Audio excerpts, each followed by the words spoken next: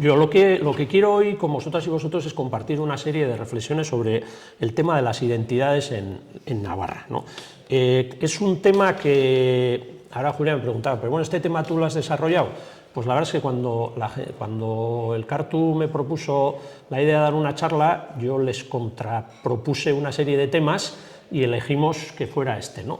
Y para mí quizás era un poco el más complicado de todos los que les propuse, porque los otros ya los tengo mucho más trabajados, pero este no tanto. Y lo asumí como un reto. En realidad era una cosa curiosa porque luego te das cuenta de que todos los libros que yo he escrito sobre Navarra hablan sobre el tema de las identidades en Navarra, porque no se puede hablar de historia de Navarra ni de la realidad de Navarra sin hablar de ese tema, ¿no? Pero nunca me había hecho la pregunta que es la que nos vamos a hacer hoy, ¿no? ¿Qué está pasando con la percepción de las identidades en Navarra? La pregunta de manera explícita, concreta, ¿no? Era un tema que salía constantemente, porque yo he escrito sobre la conquista, he escrito sobre la transición después de la muerte de Franco, he escrito sobre el recuerdo de la conquista de 1512 en 2012, y lógicamente he escrito sobre la familia y sobre todo sobre Jaime Ignacio del Burgo. Esos temas son todos temas que no se pueden ni pensar siquiera sin atender a la perspectiva de las identidades, ¿no? Pero nunca me había preguntado específicamente, así que tengo que agradecer la oportunidad, ¿no? Mi intención ha sido, y creo que es lo que os propongo, ir más allá de lo que se ve.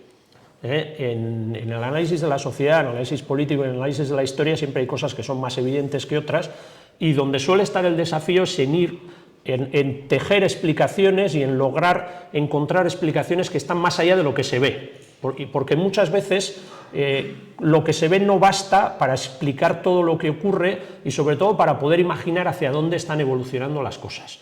Por eso muchas veces dicen, nadie esperaba que ocurriera esto, y hay gente que dice, bueno, igual tú no lo esperabas, pero había gente que había mirado la realidad de otra manera y ya veía algunos síntomas, ¿no? No estaba decidido, pero se podía apuntar, ¿no? Bueno, yo creo que ese es un ejercicio importante, ¿no? Que podemos hacer en un sentido de esfuerzo por pensar más allá de lo que se ve en un momento dado. Esto es un poco contracorriente porque vivimos tiempos en los que todo el mundo está también enfadado, pero sobre todo el mundo está saturado, todo el mundo está cansado, todo el mundo tiene prisa y parece que no hay tiempo para pararse a pensar con tranquilidad. Sin embargo, si no te paras a pensar con tranquilidad, lo único que ves es lo que te ponen delante, lo que es más evidente, pero no ves lo que ocurre detrás, las razones por las que ocurren las cosas, ¿no? Y eso es un poco el enfoque que yo quiero dar a esta charla de hoy, por eso os pido que hagamos un esfuerzo para ir más allá de lo que puede percibirse a simple vista, para intentar juntas y juntos captar algunas otras cosas que suceden, que a veces tienen otros ritmos, otros tiempos y que en ese día a día cuesta un poquito más de ver, ¿no? Bueno, en euskera había hecho un poco de spoiler, adelantando. La hipótesis que yo voy a defender es que en Navarra se han producido y se están produciendo cambios muy profundos y cambios históricos en el tema de las identidades, en torno a la identidad, a la percepción de la identidad de Navarra, de la navarridad y de la relación que tiene la navarridad con otros elementos identitarios. Mi hipótesis es que estamos viviendo una época en la que se están produciendo algunos cambios importantes y en la que están fermentando o están de alguna manera ampliándose y profundizándose cambios que ya habían comenzado a ocurrir en las décadas anteriores. Esa es la hipótesis que yo planteo. En realidad, si no percibiera esto, quizás no me interesaría tanto el tema de las identidades, ¿no? Porque sería algo mucho más aburrido y menos interesante, ¿no? Bueno, por aclarar, ¿y cuál es la perspectiva? Bueno, el tema de las identidades, yo simplemente para preparar esto, pues hice algunas búsquedas en internet y también de las cosas que uno baja de internet, los libros que lee. Bueno, sobre el tema de la identidad hay gente que ha escrito tesis sobre la identidad y tiene como 100 páginas y no sé cuántas citas bibliográficas para explicar solo lo que se llama el marco teórico. O sea, es decir, de qué está hablando cuando se refiere a identidad, ¿no? Y, en fin, en ciencias sociales, sobre todo en sociología, pero también en antropología, encontraríais miles de libros y artículos para aclarar qué es la identidad.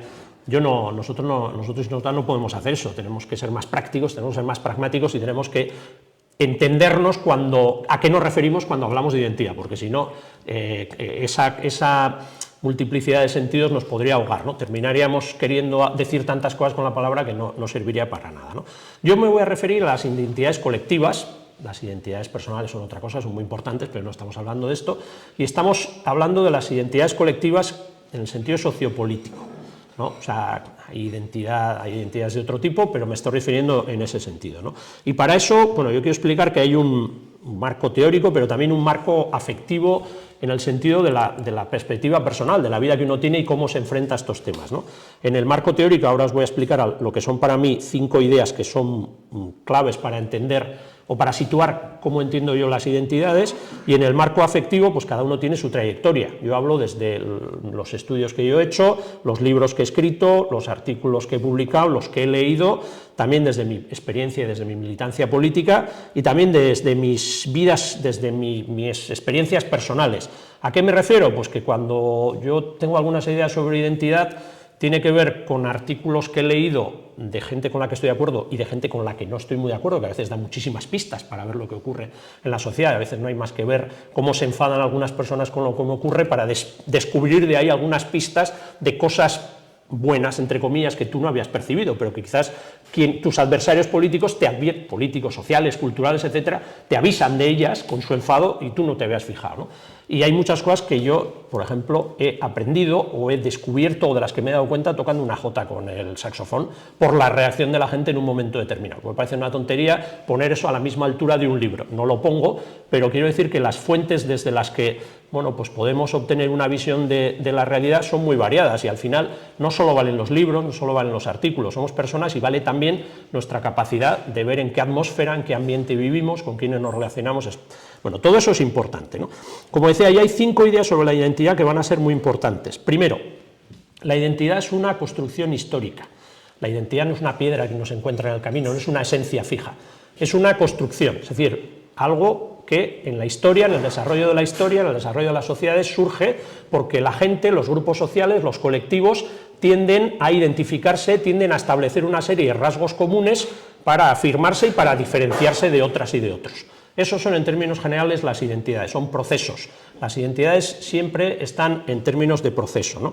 Y además, por tanto, no son esencias. Una identidad es una cosa que encontrarías. Hay un libro que algunos recordaréis de Del Burgo que se titula Navarra es Navarra, pues eso es una obviedad, pero también es mentira, en el sentido de decir que Navarra siempre ha sido lo mismo. Eso no es verdad. Eso no es verdad, eso es negar la historia, eso es negar la realidad, pensar que Navarra, que cuando nosotros decimos Navarra era lo mismo que cuando alguien decía Navarra en el siglo XII, es absurdo. No es lo mismo, ni tenía los mismos códigos, ni el mismo sentido, ni posiblemente se estaba refiriendo o sí o no al mismo territorio, a la misma cultura, etcétera, etcétera.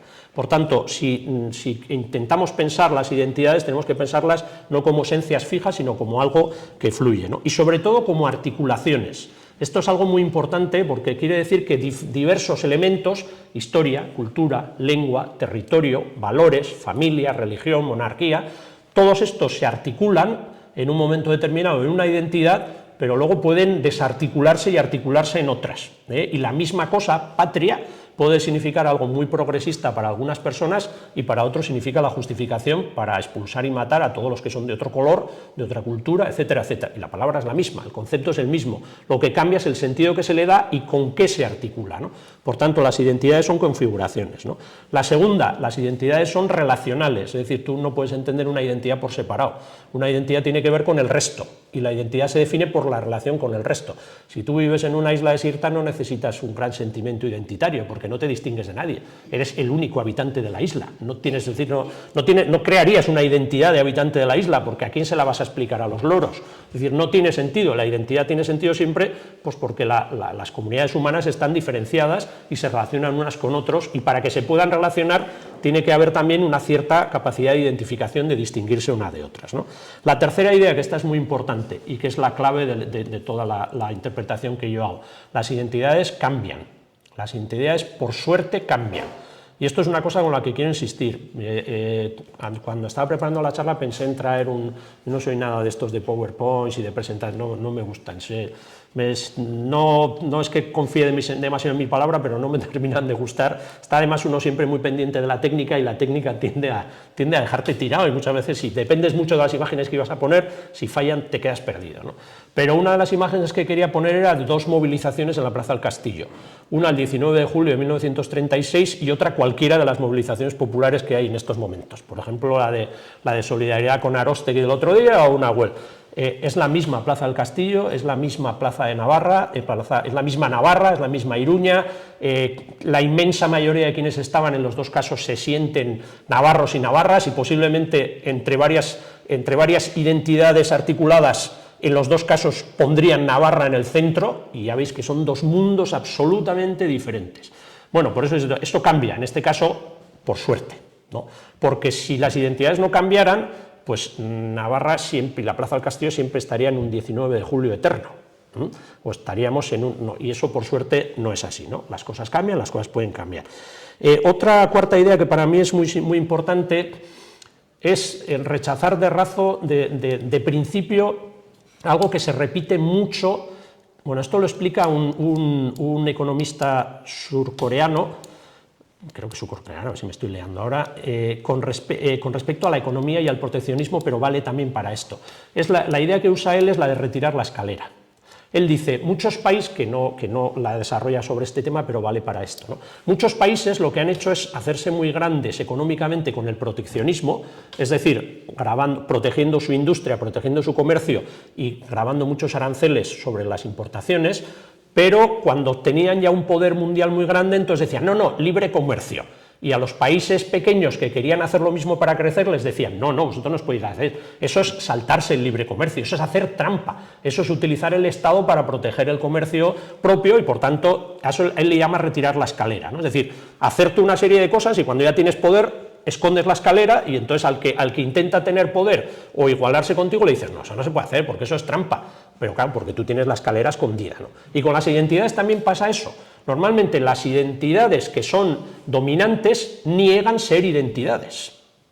Cuando alguien consigue que su identidad sea la dominante, dice, no, yo no soy. Entonces, por ejemplo, cualquiera que se enfrente a la identidad dominante en el Estado español, que es el españolismo, nacionalismo español, o en el caso de Navarra, lo que yo llamo no navarrismo, sino el navarro-españolismo, le dicen, venís con cuestiones identitarias. Lo vuestro es identitario, lo mío no. ¿Eso qué es? Eso es, yo he escondido la escalera.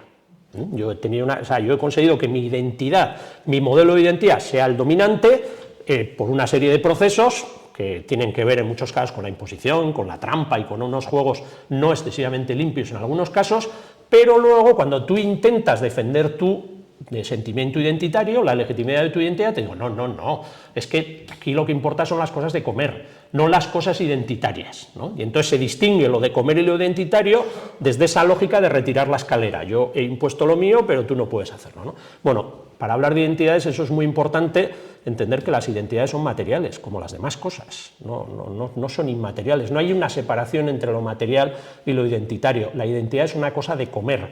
De hecho, si miramos a la historia, veremos que por medio de la identidad aparecen la mayor parte de los conflictos de tipo, por supuesto, material que se han dado por el reparto de las materias primas, por el reparto de la riqueza, por las estructuras socioeconómicas, por las relaciones en unos territorios en otro.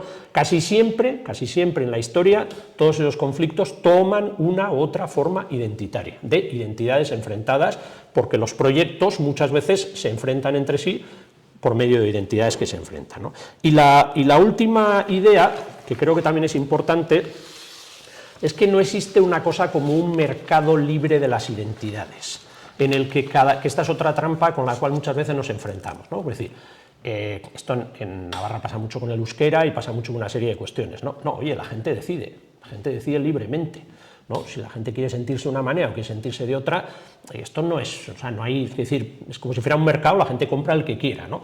Y entonces de ese análisis desaparecen todas las cuestiones estructurales, desaparece la historia, desaparece, esto es otra modalidad, otra variante de esto de retirar la escalera, ¿no? Parece que la gente ahora en 2025 puede decidir, al margen de que durante mucho tiempo hubiera una persecución de unas ideas, de que, por ejemplo, en Navarra ya ha habido un sistema político que fusiló a 1.500 personas, que persiguió toda una corriente política, que estuvo permitida, sino varias prohibidas durante 40 años, con todo lo que ocurrió también después. O sea, todo eso se olvida, todo eso se oculta y parece que, oye, cada uno tiene su identidad y unas ganan y otras pierden, pero ahí no hay diferencias estructurales, ¿no? Claro, las identidades no existen en un mundo abstracto, existen en un mundo marcado por relaciones de poder en el que no todo el mundo tiene las mismas posibilidades de defender sus ideas y sus sentimientos identitarios. Esto es muy importante porque, como señalaré luego, y creo que esta es una de las claves de que hayan cambiado las percepciones de las identidades en Navarra, en las últimas décadas en Navarra ha habido identidades prohibidas. Ha habido identidades estigmatizadas, identidades malditas, identidades que no solo no han contado con las mismas oportunidades para defenderse, sino que han sido sistemáticamente excluidas del juego político y del sentido, del espacio de lo democráticamente considerado aceptable, de aquello que podía existir como tal y sobre todo de aquello que podía tener una representación político-institucional. Bueno, una vez aclarado esto, bueno, creo que hay que, para poder llegar, bueno, yo había distribuido un poco en 3 partes, esta sería la primera parte, una segunda en la que quiero hacer un repaso histórico y una tercera en la que quiero llegar a las conclusiones, que creo que es lo verdaderamente interesante, ¿no? Pero creo que para llegar a esto necesitamos un poco situarnos en la perspectiva histórica, ¿no? Cómo ha evolucionado todo este tema de las identidades a lo largo del tiempo. Entonces, hay una primera parte que es de ciclo mucho más largo, en el que podríamos hablar desde que comienza a hablarse de una idea, o comienza a hacerse ya una referencia al término Navarra, y por tanto puede de alguna manera pensarse en algo parecido a una identidad navarra, desde esto hasta los grandes choques que se producen en el siglo XIX y en adelante, que es un ciclo en el que ya estamos, ¿no? Esto es un poco burdo y un poco simplista, sino, por no decir mucho, porque estoy intentando resumir la historia de Navarra de casi 1000 y pico años en 2 ciclos, pero es que tampoco tenemos una semana para hablar del tema. En la primera, lógicamente, el concepto de navarridad aparece ligado fundamentalmente a un proyecto político, que es el Reino de Navarra, que es el que da sentido a esa identidad. No tenemos muchos elementos, sobre todo en esa primera parte, referidas a la navarridad que no estén relacionados con este proyecto político. Como sabéis, existe un gran baile, para referirse a nuestro país, existe un gran baile de nombres, denominaciones que cambian, que a veces se producen a la vez, a veces son contradictorias, desde cántabros, vizcaínos, navarros, vascos, vascones, gascones, existe todo un abanico de denominaciones, todo un abanico de conceptos, pero lo que sí sabemos es que la navarridad, cuando va apareciendo, se refiere más que a un territorio concreto, que es un territorio que puede ir cambiando, se refiere sobre todo a una identidad política. Una identidad política que tiene que ver con un proyecto político que es el Reino de Navarra, ¿no?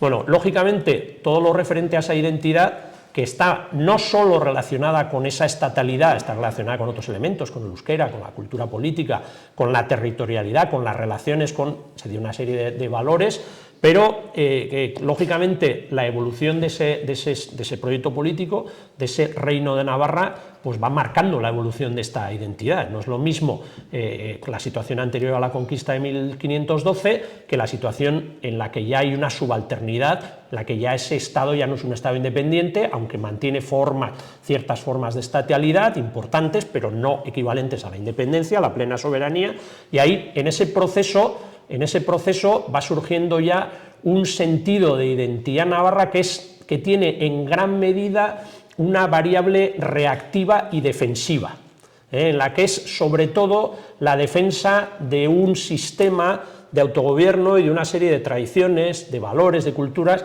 que se percibe en gran medida en retroceso o bajo amenaza o bajo presión. Esto es muy importante. Diréis, bueno, eso pasa a todas, ¿no? Tú miras la cultura política castellana, y la cultura política castellana a lo largo de la historia es una cultura política expansiva. Es una cultura política que tiene como señal de identidad expandirse, llegar a más territorios. Es decir, hay una voluntad de imperio que no existe en términos prácticos en torno a la navarridad. Alguien podría decir, bueno, porque Navarra no tenía capacidad de hacer un imperio. Eso ya es un juicio.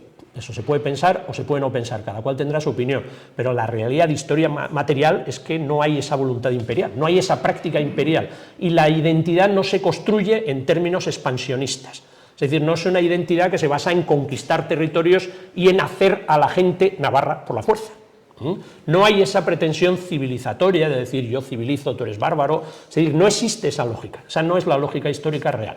Insisto, habrá quien diga, bueno, ¿por qué no? Bueno, eso es otra cosa, se puede entrar a valor a eso, pero la realidad es esta, ¿no? Entonces, bueno, ahí tenemos una serie de elementos, como digo, la lengua, la cultura, la tradición, en otros momentos la religión. Hay algunos momentos en que hay una batalla en torno a la identidad navarra entre una percepción o una interpretación ligada al catolicismo y otra ligada al protestantismo, que además en un momento determinado están relacionadas con dos proyectos políticos, con el del mantenimiento de una Navarra asociada a España que ya la ha conquistado y la posibilidad de recuperar la independencia del reino por otro lado. Todo esto es decir, que se produce una serie de cambios, pero esto es este es el entramado, el marco más genérico. Yo a lo que me quiero referir, porque es lo que más nos condiciona, es al espacio histórico que comienza con la llegada de lo que llamamos el centralismo burgués liberal borbónico, que además viene no de manera paralela, pero que hay una correspondencia entre lo que ocurre en el Reino de España y en el Reino de Francia, ¿no? Que es una voluntad de construcción de los estados eliminando las particularidades jurídico-políticas que existían dentro, es decir, construir nación-mercado. Reino, nación, mercado, ¿no? Que es un esquema en el que todas las diferencias internas, en todos los sentidos, de lengua, de cultura, de sistemas aduaneros, de sistemas políticos, etcétera, etcétera, de legislaciones, de niveles de autogobierno, vienen sobrando, ¿no?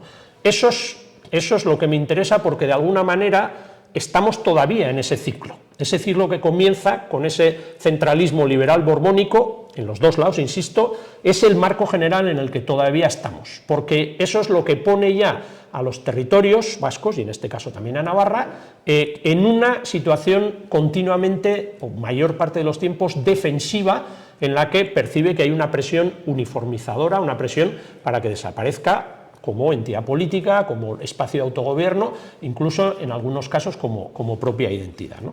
Y ahí tenemos una secuencia, para mí esta es una cuestión clave. Para preparar esta charla he releído un libro de Iñaki Iriarte, ya sé que es un poco extraño citar de las pocas personas que voy a citar a Iñaki Iriarte, quienes lo conocéis, ex parlamentario de UPN, una de las cabezas pensantes de UPN, que no son muchas, y yo creo que la pérdida que ha tenido UPN al alejarlo de los niveles de más dirección pues es bastante grande, pero también conecta un poco con algunas cosas que están ocurriendo de empobrecimiento cultural y de limitación mucho de las posibilidades de comprender la realidad navarra, pero bueno, ese sería otro tema que sí que nos daría para otra cosa, ¿no? Iñaki Iriarte, con quien, como os podéis imaginar, no coincido en casi nada, tiene un libro muy bueno que se llama Tramas de identidad, referente a cómo se ha ido desarrollando en la literatura y en el pensamiento el tema de las identidades en Navarra, sobre todo desde el siglo XIX, ¿no? Hace referencia a periodos anteriores, pero sobre todo siglo XIX y siglo XX, ¿no? Bueno, ahí yo tengo él sitúa un gran cambio, él mantiene la misma, estamos de acuerdo en una idea, que es que hay un cambio, si tomas la secuencia de los siglos XIX y XX, hay un cambio terrible, porque la mayor parte de las élites culturales, políticas y económicas de Navarra durante prácticamente todo el siglo XIX y una parte del XX son vasquistas. Luego tienen determinadas posiciones con respecto a otros temas, pero es decir, la percepción que tienen de la identidad navarra está ligada a la identidad vasca. Es una identidad navarra percibida en ese sentido, relacionada con la identidad vasca. Luego, es verdad que en gran medida también están dentro de una lógica española, no ven una contradicción de eso con España, pero sí que están en esa articulación, y entre finales del 19 y comienzos del 20, ahí no estamos muy de acuerdo él y yo en cuanto a la fecha más importante en ese proceso, se produce una bifurcación, y de ahí surge el vasquismo y el navarrismo. Entonces y esa bifurcación tiene que ver con los dos grandes marcadores de la diferencia de identidades en Navarra, que son la cuestión, digamos, geopolítica, dónde debe estar el poder y con quién se tiene que articular Navarra, esa es una gran cuestión, y la segunda es la del modelo socioeconómico, cultural, político, etcétera, etcétera. Izquierda-derecha, tradición-progreso, religión-laicismo, llamámoslo. Esas son las dos grandes marcadores identitarios que entran en juego aquí, ¿no?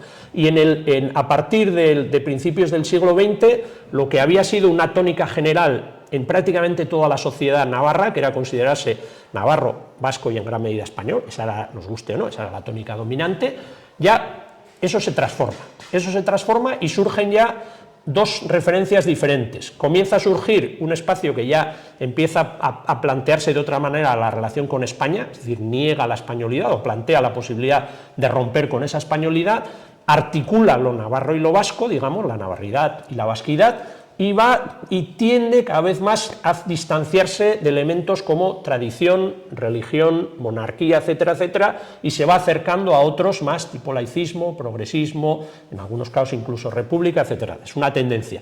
Y la otra tendencia es todo a lo contrario, tiende a la derecha, a insistir en la monarquía, en el ejército como elemento de orden y en una concepción de Navarra ya enfrentada a la idea de vasquidad y enfrentada a la idea de cualquier tipo de transformación social.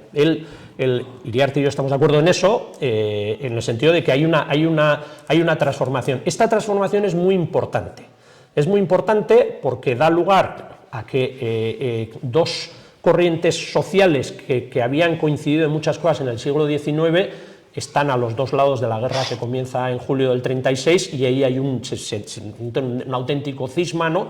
Pero sobre todo porque ya genera una especie de pecado original en ese movimiento que él llama navarrismo y que yo llamo navarro-españolismo, que luego se va agudizando con el tiempo, que ahí sí que es una obsesión por retirar la escalera, o sea, una obsesión por ocultar el pasado del que proviene.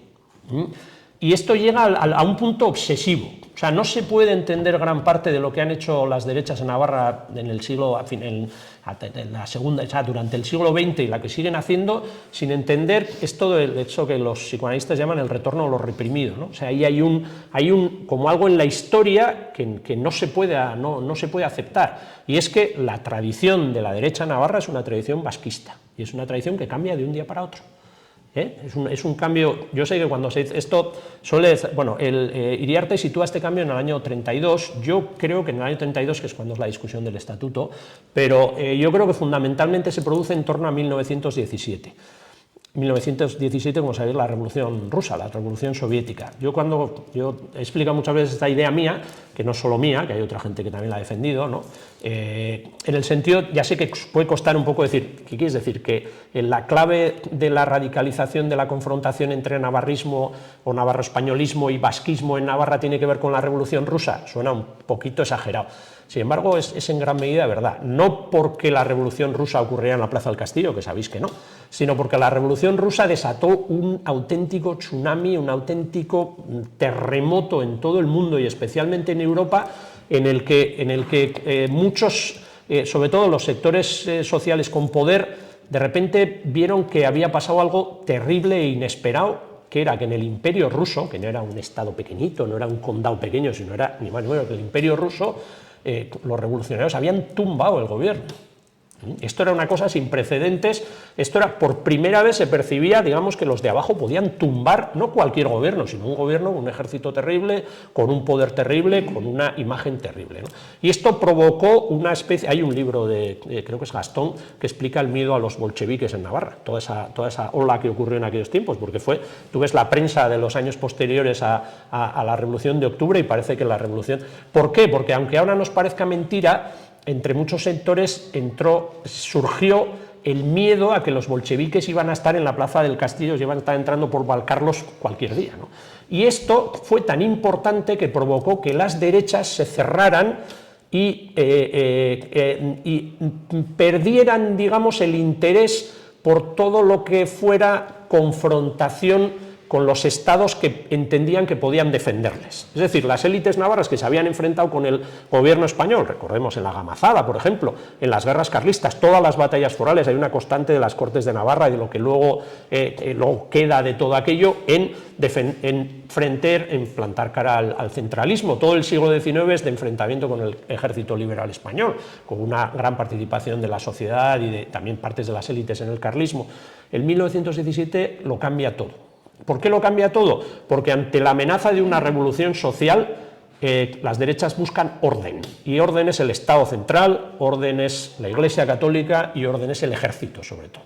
Y entonces ya el confrontar con eso deja de tener interés, porque además ha aparecido otro nuevo factor, que es que ya hay un nacionalismo vasco que formula lo vasco, lo navarro, ya en una articulación que ya no va con España, ¿no? Entonces, bueno, ahí hay un elemento muy importante. Yo insisto mucho con esto, porque algunas cosas que ocurren con la identidad ahora mismo son difíciles de entender si no prestamos atención a estos fenómenos históricos y a estas obsesiones que a veces tienen los agentes, o sea, los agentes sociales, los agentes políticos, a veces tienen una obsesión por que se olvide lo que han sido en el pasado, porque si no se sienten muy cómodos, y eso les lleva muchas veces a sobreactuar. Eso es lo que explica, por ejemplo, que la derecha navarra del 2025 sea más antivasca que la derecha navarra de 1936. Puede sonar, es decir, la derecha navarra fascista de 1936 era mucho menos antivasca que la derecha navarra de 2025. Diréis, bueno, pero llegó a una guerra con el nacionalismo vasco, sí, y con todos los republicanos, pero incluso aquellos que estaban el 19 de julio en la Plaza del Castillo no negaran, la mayoría no negaban que Navarra formaba parte de un ente político-cultural, lo que sea, denominado Euskal Herria, que es la evolución, que yo reflejé en mi libro, entre Jaime del Burgo, que hablaba de Euskal Herria, y Jaime Ignacio del Burgo, su hijo, que decía que Euskal Herria era una entelequia, es decir, le estaba diciendo a su padre el requete sublevado en 1936 que no era lo suficientemente navarrista, ¿no? Es decir, hay una evolución en ese sentido, ¿no? Y esa evolución no puede entenderse sin esa necesidad de soltar lastre de lo que habían sido en el siglo XIX, ¿no?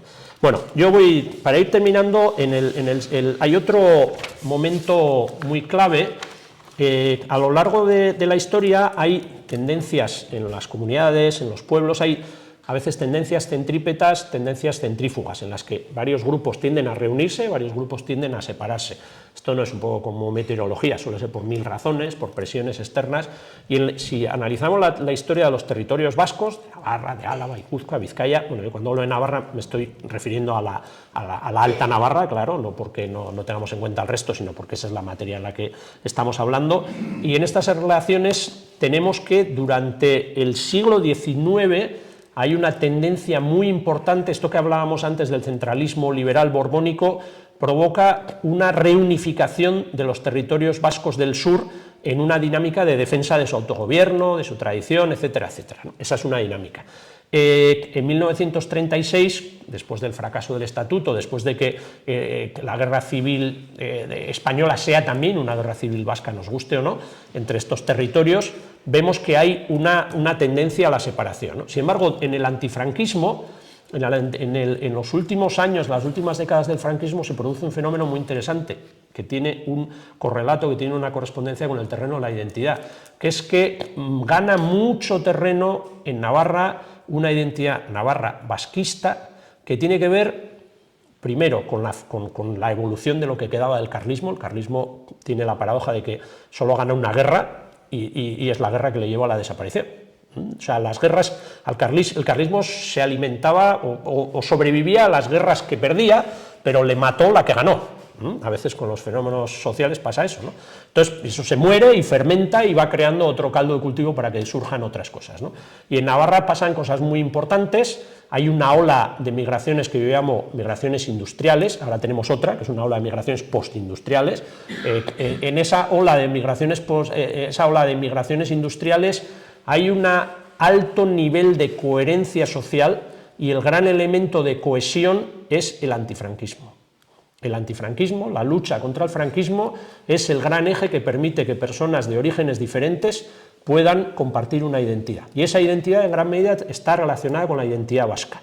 Y está relacionada con la identidad vasca porque se percibe que la identidad vasca se enfrenta al franquismo, mientras que la identidad navarro-españolista sostiene al franquismo. Y eso hace que en el eje izquierda-derecha, en el eje pobres-ricos, en el eje franquistas-no franquistas, las identidades, por eso digo que las identidades son configuraciones. Fijaos lo que estamos diciendo, en la misma identidad, una identidad vasco-navarro, vasco-navarra, en el siglo XIX significaba defensa de la monarquía, de la tradición y de un montón de cosas en ese sentido, y en el año 1970 en Barañáin significaba algo totalmente diferente, ¿no? Entonces, ahí, como sabéis, hay una cosa que, bueno, suelo llamar yo, esto es una copia del concepto que usan en Valencia. En Valencia hablan de la batalla de Valencia, lo que hubo después de la muerte de Franco, en torno a la discusión de si Valencia debía tener lo que ahora llamamos la Comunidad Valenciana, tenía que tener una autonomía propia o tenía que de alguna manera relacionarse con lo que se llaman los países catalanes, es decir, con las islas, con el Principat, etcétera, etcétera.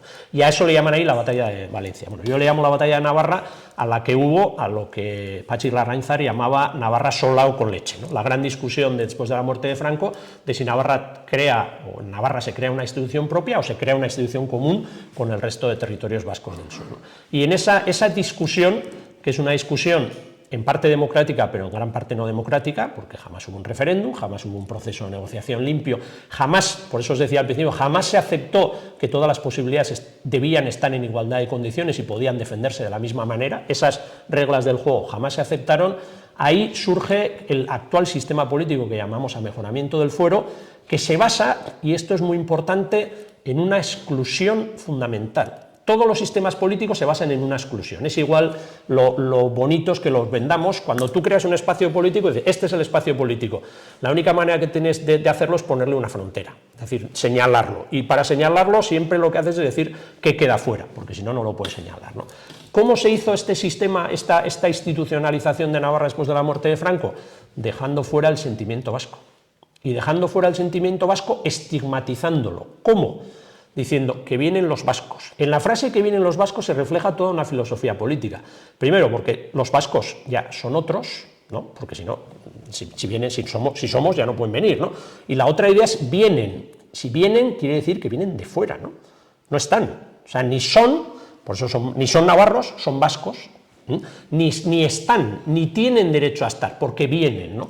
Entonces, ahí hay toda una filosofía, lo que se llama una matriz de sentido del régimen, que quiere decir que lo legítimo es una construcción identitaria concreta, que es articular lo navarro y lo español, y lo que está fuera de la ley, en la práctica, lo que está fuera del sistema político está inhabilitado para gobernar, inhabilitado para expresarse y para gobernar, es una articulación entre lo navarro y lo vasco. Eso está fuera de juego, porque está fuera.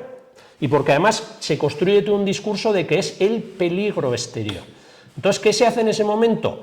Hay una larga tradición de la identidad navarra sobre amenazas construida no sobre el expansionismo, ni a veces también sobre la afirmación, sino sobre todo como defensa frente a una agresión, y la operación que se hace en ese momento es coger todo ese sentimiento histórico de una Navarra en peligro por su identidad y encajársela al supuesto anexionismo vasco, ¿no?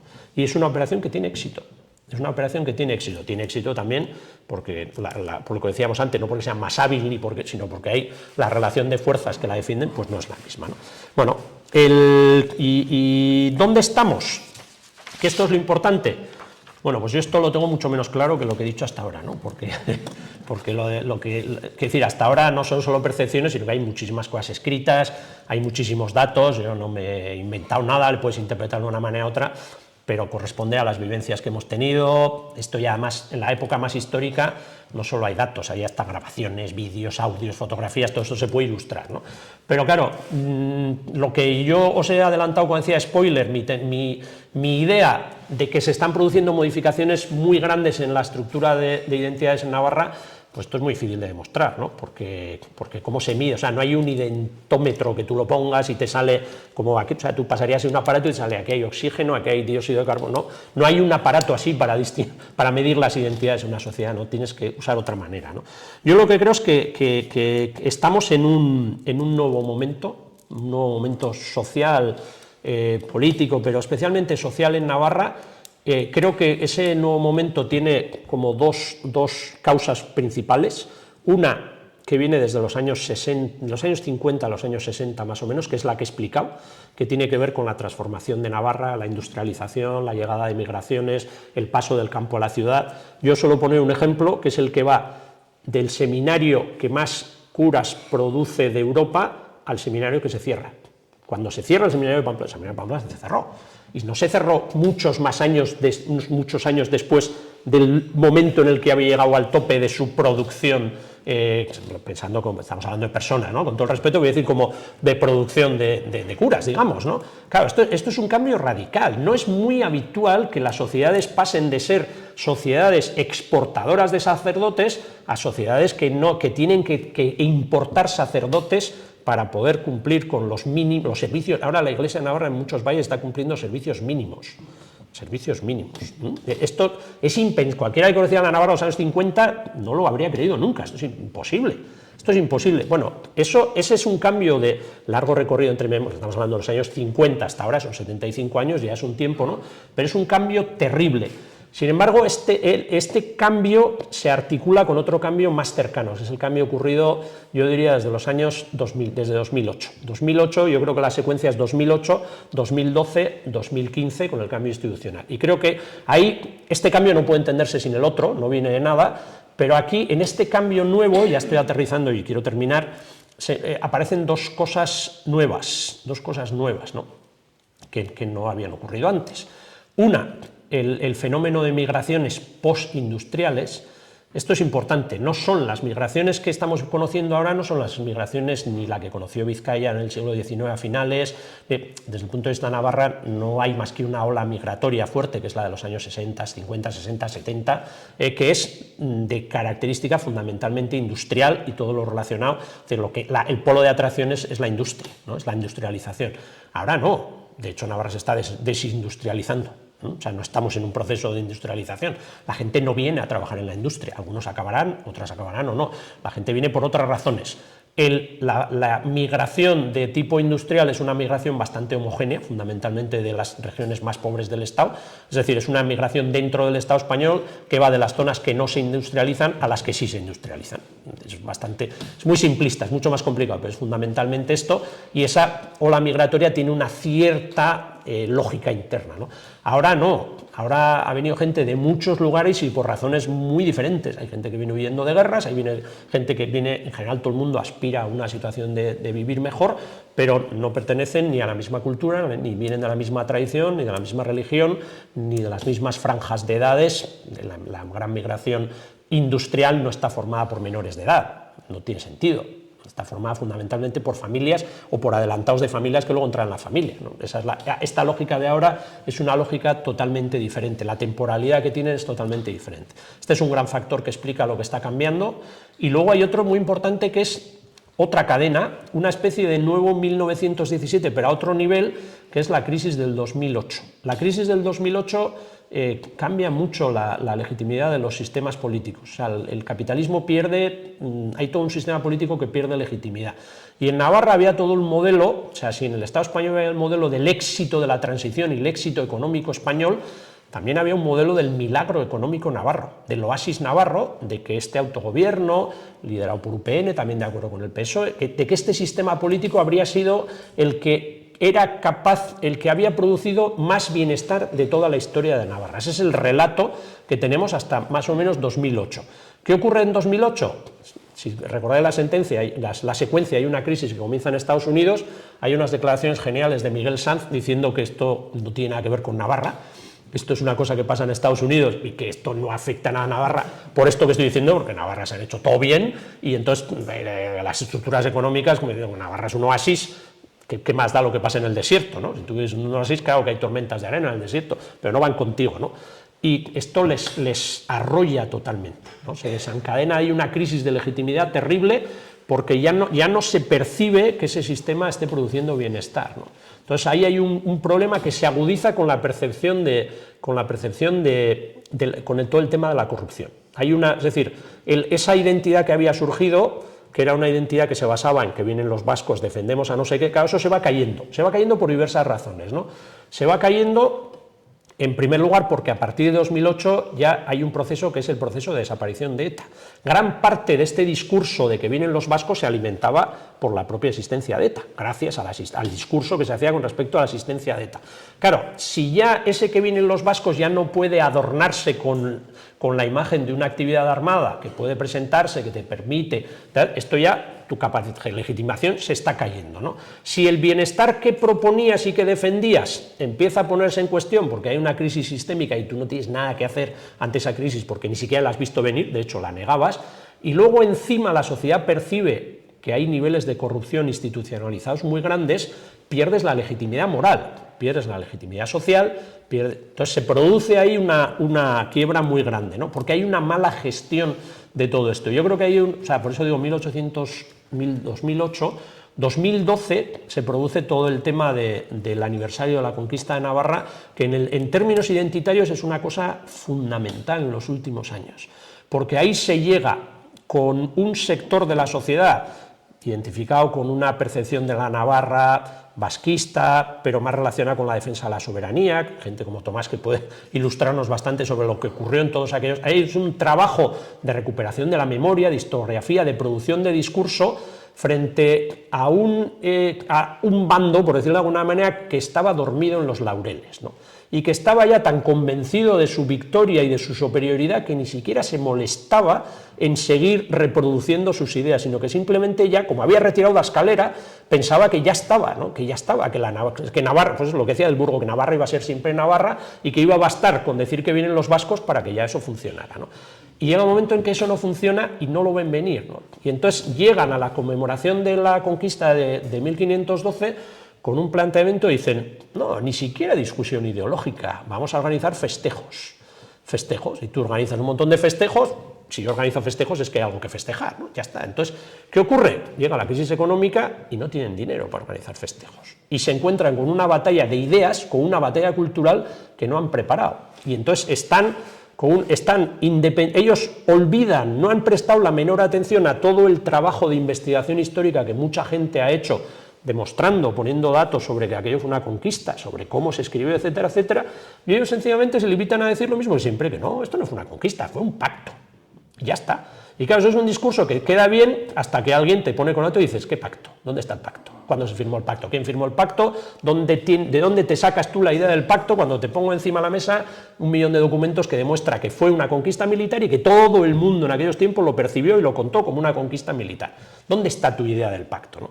Y a eso claro, esto no es una batalla solo de historia. Si no hubieran perdido la credibilidad por la corrupción y por la mala gestión económica, este discurso histórico no habría tenido este eco. Pero todo genera la tormenta perfecta.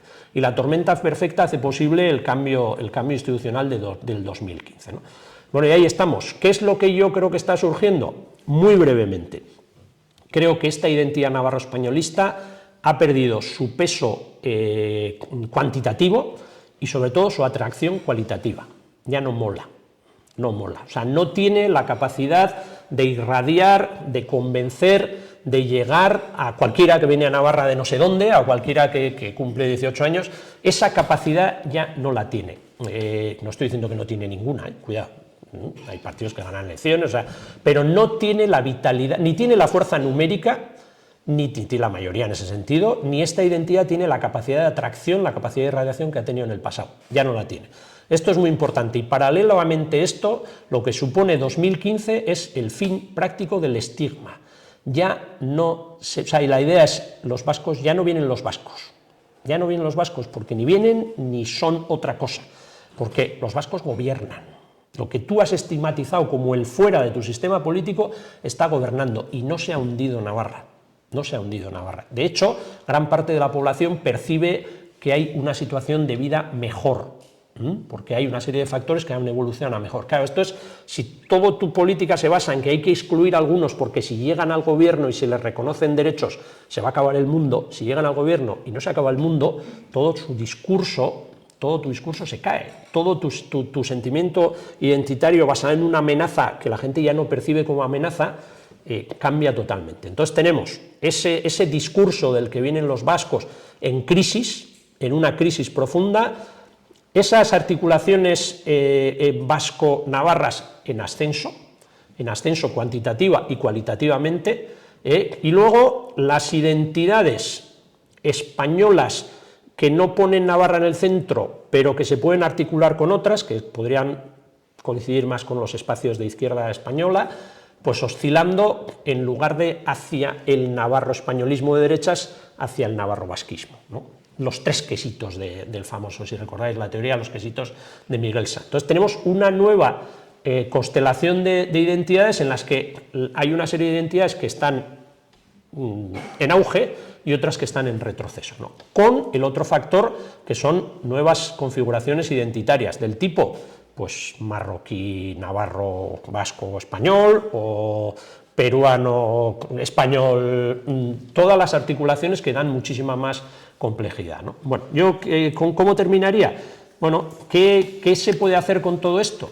Bueno, pues yo creo que lo primero que se puede hacer es reconocer esta pluralidad, O sea, si negarse a reconocer esta realidad no nos va a llevar a ninguna parte, porque está ahí, ¿no? Y si quien niega la realidad difícilmente la puede ordenar, la puede cambiar, ¿no? Esa es la primera idea. La segunda, garantizar mecanismos democráticos para que siempre hay choque entre identidades, siempre hay diferencias, siempre hay algún tipo de... para que esto sea pacífico y democrático, para que sea posible una convivencia en estas circunstancias, ¿no? Y en tercer lugar, garantizar que esto pueda tener una expresión política mediante el derecho a decidir, es decir, que la gente pueda decidir cuál quiere que sea la identidad política que impulsa un determinado sistema político. Y lo último, y ya perdonáis que me haya enrollado, pero como lo importante lo quería decir al final y quería acercarme, me he extendido igual demasiado en los prolegómenos. El cuarto elemento que para mí es muy importante es: debemos ser capaces de integrar esas nuevas configuraciones identitarias que surgen de las nuevas oleadas migratorias. Si no lo hacemos, vamos a tener problemas. Vamos a tener problemas graves, porque vamos a generar sectores, o sea, vamos a generar en la sociedad bolsas de gente que no, en el doble sentido, bolsas de gente que no se siente parte de la sociedad, y elementos de rechazo xenófobo, etcétera, etcétera, por otros lados, con lo cual, ya, en fin, creo que no hace falta insistir en que donde están sucediendo esos problemas, si no se atajan a tiempo, si no se plantean ideas que puedan articular gente diferente y que puedan integrar a todo el mundo sin que nadie tenga por qué renunciar a sus particularidades, donde eso no se ha conseguido, da lugar a problemas que luego, cuando estallan, son de gestión muy, muy, muy complicada. Por lo tanto, yo creo que estamos a tiempo de dar a todo esto una solución civilizada y una solución, cosa que creo que no había ocurrido en Navarra, por lo menos en los últimos 200 años. Haciendo la salvedad del periodo de la República, que fue muy corto y en el que, en realidad, las amenazas que había sobre la República eran tan graves que, si uno se para a pensar, es dudoso que hubiera habido una oportunidad real de solucionar esto. Y perdonaréis lo mucho que me he insistido, pero muchas gracias por vuestra atención.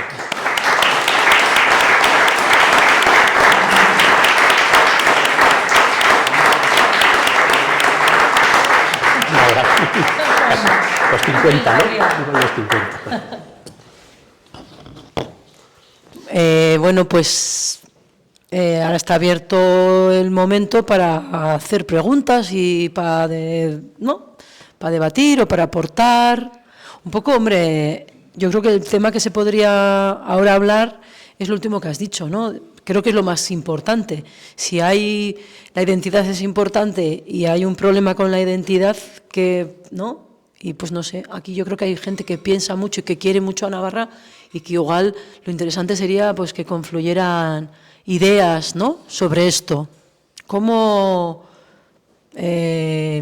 cuidar la comunidad en base a la identidad y que no se convierta en un problema. Podría ser un poco... Pero bueno, hacer las preguntas que os dé la gana, eso también, ¿eh? ¿Sí? Sí, bueno, una parte muy brillante de la exposición, con una línea conductual que nos ha conocido al presente, que es lo que en realidad nosotros, o por lo menos a mí, reconozco todo, porque yo soy navarro desde los años 50. Para mí he vivido una época extraordinaria, por decirlo así, o por lo menos me parece a mí que los nacidos en los 50, 60 en Navarra hemos vivido una evolución creciente, histórica, a mejor de todas, me parece a mí, ¿no? Yo, cuando muere Franco, tengo 22 años, termino mi servicio militar justo cuando se está muriendo Franco, estaba yo de alférez en Vitoria, y como biólogo pues me he dedicado a la educación y a la enseñanza pública toda mi vida, ¿no?, hasta que me he jubilado en el 2013, con mucha pena por una parte, pero con una sensación de que ya las cosas estaban muy complicadas en las aulas para poder seguir adelante con ilusión, ¿no? Y en esto quería insistir un poco. ¿Cómo ves el panorama educativo y sobre todo el tema de las lenguas, que a mí me tiene herido el corazón? Porque yo, en mi momento del 95, tuve la oportunidad de defender la idea de convivir los modelos lingüísticos en los mismos centros educativos. A mí me parecía muy difícil pensar en convivencia si no convivían realmente los jóvenes en las escuelas. Los modelos siguen estando bastante separados, y al añadido de la Ley Foral del Vascuence, con todas las dificultades que ha tenido de implantación, ahora está el tema de que UPN y el PSN vuelven con el tema del inglés, dando un salto cualitativo impresionante para mí, que me parece ridículo, ¿no?, pero yo creo que la derecha navarra en este momento en educación apuesta por pasar por encima de España casi para incorporarnos a ese mundo anglosajón. No sé cómo lo ves. Sí, bueno, yo creo que ese es un tema muy importante, desde luego. Yo, cuando hablaba de los cambios que ha habido en Navarra en los últimos tiempos, creo que son unos cambios muy importantes, son cambios muy profundos en la identidad, pero también creo que son unos cambios que están abiertos, o sea, no está claro, ¿no? Yo creo que, o sea, todo esto que estoy diciendo no está terminado, o sea, así como hemos hablado de cosas que ya pasaron, pues ya terminaron, esto que estoy diciendo de los cambios está produciéndose, entonces lo mismo que ha tomado un rumbo puede tomar otro, ¿no? O sea, si miramos al mundo, o sea, aquí hay muchos elementos positivos en los que yo he relatado, pero si sales de aquí, la tendencia es más en el mundo, pues Trump, Milei, la derecha, extrema derecha por todos los lados, eso nos guste o no, eso también nos influye, ¿no? Entonces, ahí eso me preocupa, ¿no? Porque creo que influye en todo esto, ¿no? Porque ese pensamiento, esas ideas están llegando a la juventud, sobre todo, ¿no? Porque, o sea, yo no sé si lo que hay ahora es fascismo o no es fascismo, es otra discusión, ¿no? Pero desde luego es o fascismo o posfascismo, lo que sea, digital. Es decir, que a la gente le llega, con lo cual, pues antes, para que a un chaval de Artajona le llegara el fascismo, tenía que llegarle por medio de alguien que le hablaba de fascismo. Ahora no hace falta que le llegue, ahora basta con que encienda el teléfono o que ponga esto y ya le puede llegar un mensaje ¿no? Porque es digital, porque ya hay una... ¿no? Entonces a mí eso me preocupa mucho, porque creo que ahí han cogido como mucha ventaja, ¿no? Ahí tenemos grandes dificultades para poder construir otras cosas, ¿no? Y yo lo que sí creo es que estos cambios que yo me refería, creo que el reto que hay es cristalizar estos cambios en cambios, digamos, constitucionales o en este caso legales, ¿no? ¿Por qué? Pues porque mientras eso no cristaliza, las situaciones son mucho más reversibles, ¿no? En el caso, ellos, cuando yo he hablado de la batalla de Navarra, ellos imponen una determinada manera de entender Navarra y lo fijan en la ley. Por eso el mejoramiento, el otro día leía, bueno, creo que era viendo una charla que dio, creo que Ordoqui aquí, ¿no? Organizada por vosotros, la vi en YouTube, y el otro día leía también a Joseba Companys, que hablaba en una charla también sobre este tema y mencionaban el mismo tema, ¿no? Que es, claro, tú ves las comunidades que tienen dos lenguas, digamos, ¿no? Hablan incluso Valencia, ¿no? La Comunidad Valenciana habla, la lengua oficial es llámale valenciano, catalán o lo que sea, y también la Comunidad Autónoma Vasca, toda, o sea, Cataluña, y sin embargo el amejoramiento del fuero dice, la lengua oficial es el español, y luego está también el euskera, ¿no? Claro, ellos, ¿qué hicieron? De alguna manera constitucionalizar en el amejoramiento una relación de fuerzas en las que había una cosa que quedaba excluida, ¿no? Y eso, la prueba es cómo se diseña lo que tú has definido bien, el sistema de modelos y sobre todo la zonificación del que es la ley del euskera, ¿no? La ley del euskera, a ver, yo en principio, aunque suene muy rompedor, una zonificación de por sí no tiene por qué ser mala. Hay muchos sitios zonificaciones, o sea, sabéis que en Bélgica, por ejemplo, la relación entre el valón, que es francés, y el flamenco está reducido con una zonificación en la que hay zona valona, zona flamenca, y hay una zona mixta que es Bruselas, bueno, es una... Eso de por sí no tiene por qué ser, porque no tiene por qué ser exclusión, sino tiene que ser, hombre, pues es lógico que las lenguas no tengan el mismo estatus donde las habla el 1% que donde las habla el 99%, ¿no? Pero ¿qué ocurre? Que aquí no es cualquier zonificación, es una zonificación buscada en términos de exclusión, que crea reservas, que dice, donde ya no puedo evitar que lo habléis, digamos, pues como no puedo haceros desapareceros de una serie de derechos, y en el resto lo que hago es una estructura de zonas para que no te expandas. Entonces, claro, no estás hablando de reconocer realidades lingüísticas, sino estás encargándote de crear y reproducir una determinada realidad lingüística y te aseguras de que no cambie. ¿Por qué? Pues porque estás viendo que hay una pulsión social muy grande que va en el sentido de recuperar el euskera, ¿no? Entonces, como sabes y lo ves que hay esa pulsión, le pones límites. La zonificación es para eso, ¿no? Entonces, es verdad que sin cambiar todo eso es difícil. Yo creo que algo que es importante es que se pueda generar otra, por una parte, otra atmósfera social con respecto al tema. Yo creo que, por ejemplo, en el tema del euskera, los enemigos del euskera han intoxicado mucho el debate público, la atmósfera social, insistiendo mucho en crear una fake news, o sea, una visión totalmente falsa, según lo cual hay imposición del euskera, que es una cosa demencial. O sea, la idea de que, estáis viendo que los tribunales españoles continuamente dicen, no hace falta saber euskera, el otro día, no hace falta saber euskera para ser policía municipal en Donosti. Madre del amor hermoso, ¿no? El otro día contaba también, creo que era Ordoqui, que para ser responsable de protocolo en el Parlamento piden inglés pero en euskera, o sea, el Parlamento de Navarra. Es decir, a eso ¿quién le puede llamar imposición del euskera? Es demencial, no hay imposición, hay lo contrario, persecución, ¿no? Pero se ha generado ese ambiente social y a eso hay que darle la vuelta, ¿no? Yo creo que hay un problema de atmósfera, creo que hay que represtigiar el euskera, creo que eso es muy importante.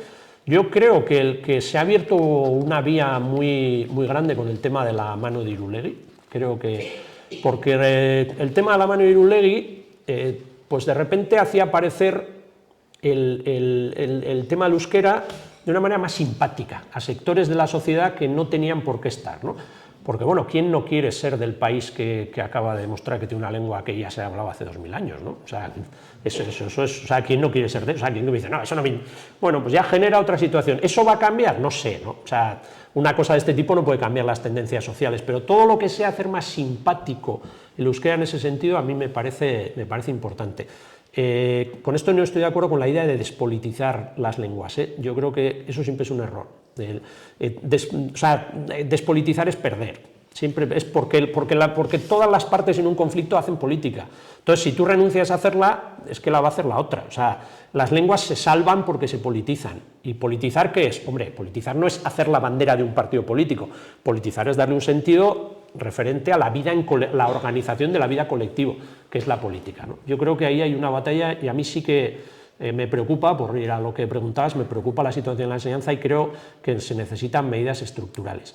Yo siempre he tenido también esa duda que tú tienes con respecto a los modelos, los espacios separados.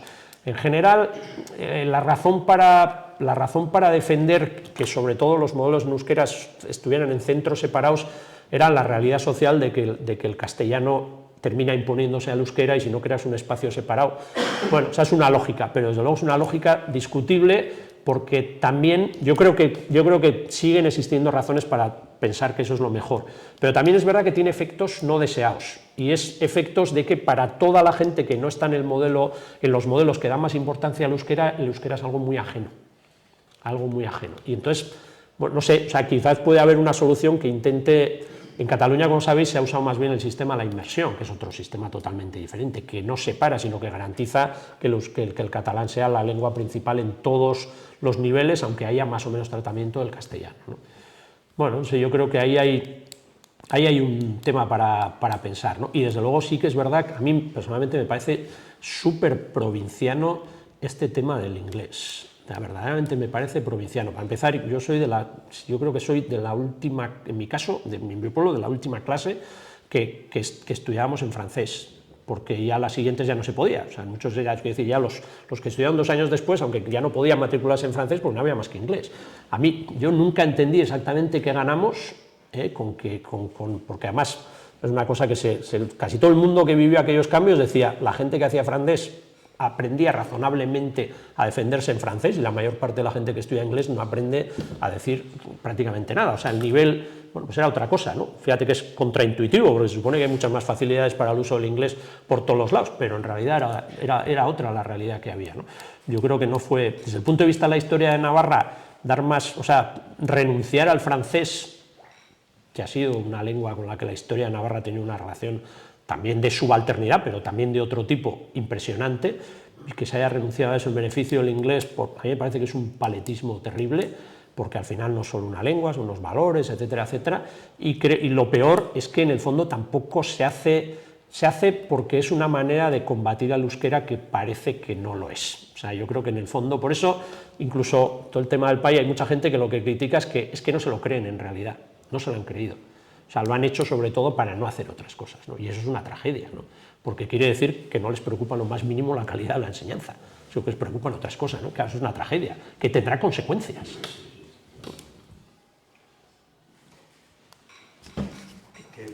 Basta que... Sí, está. No, tú primero, pero cuéntelo porque así se oye mejor en el... Es la única comunidad del Estado español que no nos han preguntado, que no hicimos votación para qué tipo de provincia, nación estamos. ¿No hay posibilidad de darle un cambio o nos seguirán engañando y nos dejaremos engañar? Bueno, Navarra es la única comunidad autónoma como tal. Hay otras 2 ciudades autónomas, Ceuta y Melilla, que tampoco tuvieron referéndum. Pero a mí, tan grave como la... O sea, es muy grave que Navarra, cuando se hizo el amejoramiento, sucedieron 2 cosas que son, desde el punto de vista democrático, terrible. Primero, no fue un proceso constituyente en el sentido de que todas las fuerzas políticas y todas las ideas se pudieron defender, sino que lo hizo una parte excluyendo a otra, y eso es terrible. Y la segunda es la argumentación, o sea, que no hubo un referéndum, pero a mí me pareció terrible. No recuerdo muy bien las argumentaciones que dieron otros, pero la argumentación que dio Jaime Ignacio del Burgo es impresionante, que es que el régimen foral es algo tan importante que no se puede someter a votación. Claro, eso es una cosa reaccionaria en ese sentido, porque además no estás hablando del régimen foral, estás hablando de la interpretación que a ti te sale a hacer de las narices del régimen foral, ¿no? Es decir, esto es tan, o sea, esto de lo que a mí me interesa porque creo que puedo ganar, se vota, lo que a mí no me interesa no se vota, no sea que... Pero bueno, pero esto viene una traición, porque si pensamos en eso, es lo que sucedió en el Estado español tras la muerte de Franco. O sea, no preguntaron a la gente si quería una república o quería otra cosa, pues fue lo mismo. Eso también debía ser tan importante que no se podía someter a votación, ¿no? A mí me parece terrible. En el futuro, bueno, yo creo que esa es una de las grandes cuestiones pendientes, ¿no? O sea, lo lógico, lo democrático, lo racional, lo civilizado y lo estratégicamente mejor para garantizar la convivencia en una comunidad política es que el estatus de esa comunidad política sea decidido democráticamente por las personas que viven en ella. O sea, yo creo que esto es, o sea, no veo quién puede poner una pega a esto que acabo de decir, ¿no? Porque ya lo contrario es decir, no, lo mejor es que el destino de una comunidad política lo dirijan 3 o lo dirijan el de al lado, o menos jorobes, ¿no? Lo lógico será que lo decida y en ese esquema de decidir, pues la sociedad tendrá que tener la última palabra, ¿no? Que es lo que no ocurrió entonces, ¿no? Aparte de que hay otro factor, y este factor es importante, incluso en el caso de que el amejoramiento se hubiera aprobado por un referéndum, las generaciones cambian. Y una generación no tiene derecho a elegir el sistema político para todas las generaciones que vendrán después. No tiene el derecho político. Imaginaos, eso llegaría a una situación en la que pasarían 60 años, pasarían 70 años, no viviría nadie de los que votó en un referéndum y, sin embargo, impondrían su sistema a todos los habitantes de un... O sea, todos los habitantes de un país estarían obligados a seguir en un determinado sistema político porque lo decidieron hace 100 años, señores y señoras, que ya están todos muertos y muertas. Eso es una aberración. O sea, incluso en el caso de que se hubiera ido, nadie puede decir no a plantear, oye, yo quiero que esto se vuelva a decidir. Pero es que además pasa lo que tú ocurres, que es que no se decidió, ¿no? Yo creo que es evidente que hay miedo a decidir, porque muchas veces se ha dicho, no, eso está claro lo que iba a decir la gente. Joder, pues si lo tienes tan claro, ¿qué problema tienes en preguntar, no? Pregunta. Yo ya te digo que yo no tengo ningún problema en aceptar lo que salga de una decisión, tanto si me gusta como si no me gusta. Si todo el mundo hiciera lo mismo, pues hay muchos problemas que estarían solucionados, ¿no? Aceptamos lo que diga la gente y ya está. Yo, sobre el asunto de la emigración postindustrial, pues ando en una serie de contradicciones que las voy solventando de la siguiente manera. Sin ellos, Navarra se para. Eso es una obviedad. Tienen los currelos que buscan, que se lo ganan, que cotizan y que funcionan. Entonces, me pregunto, ¿eso es suficiente para conseguir una integración? Sobre todo, yo funciono con un principio que es más malo,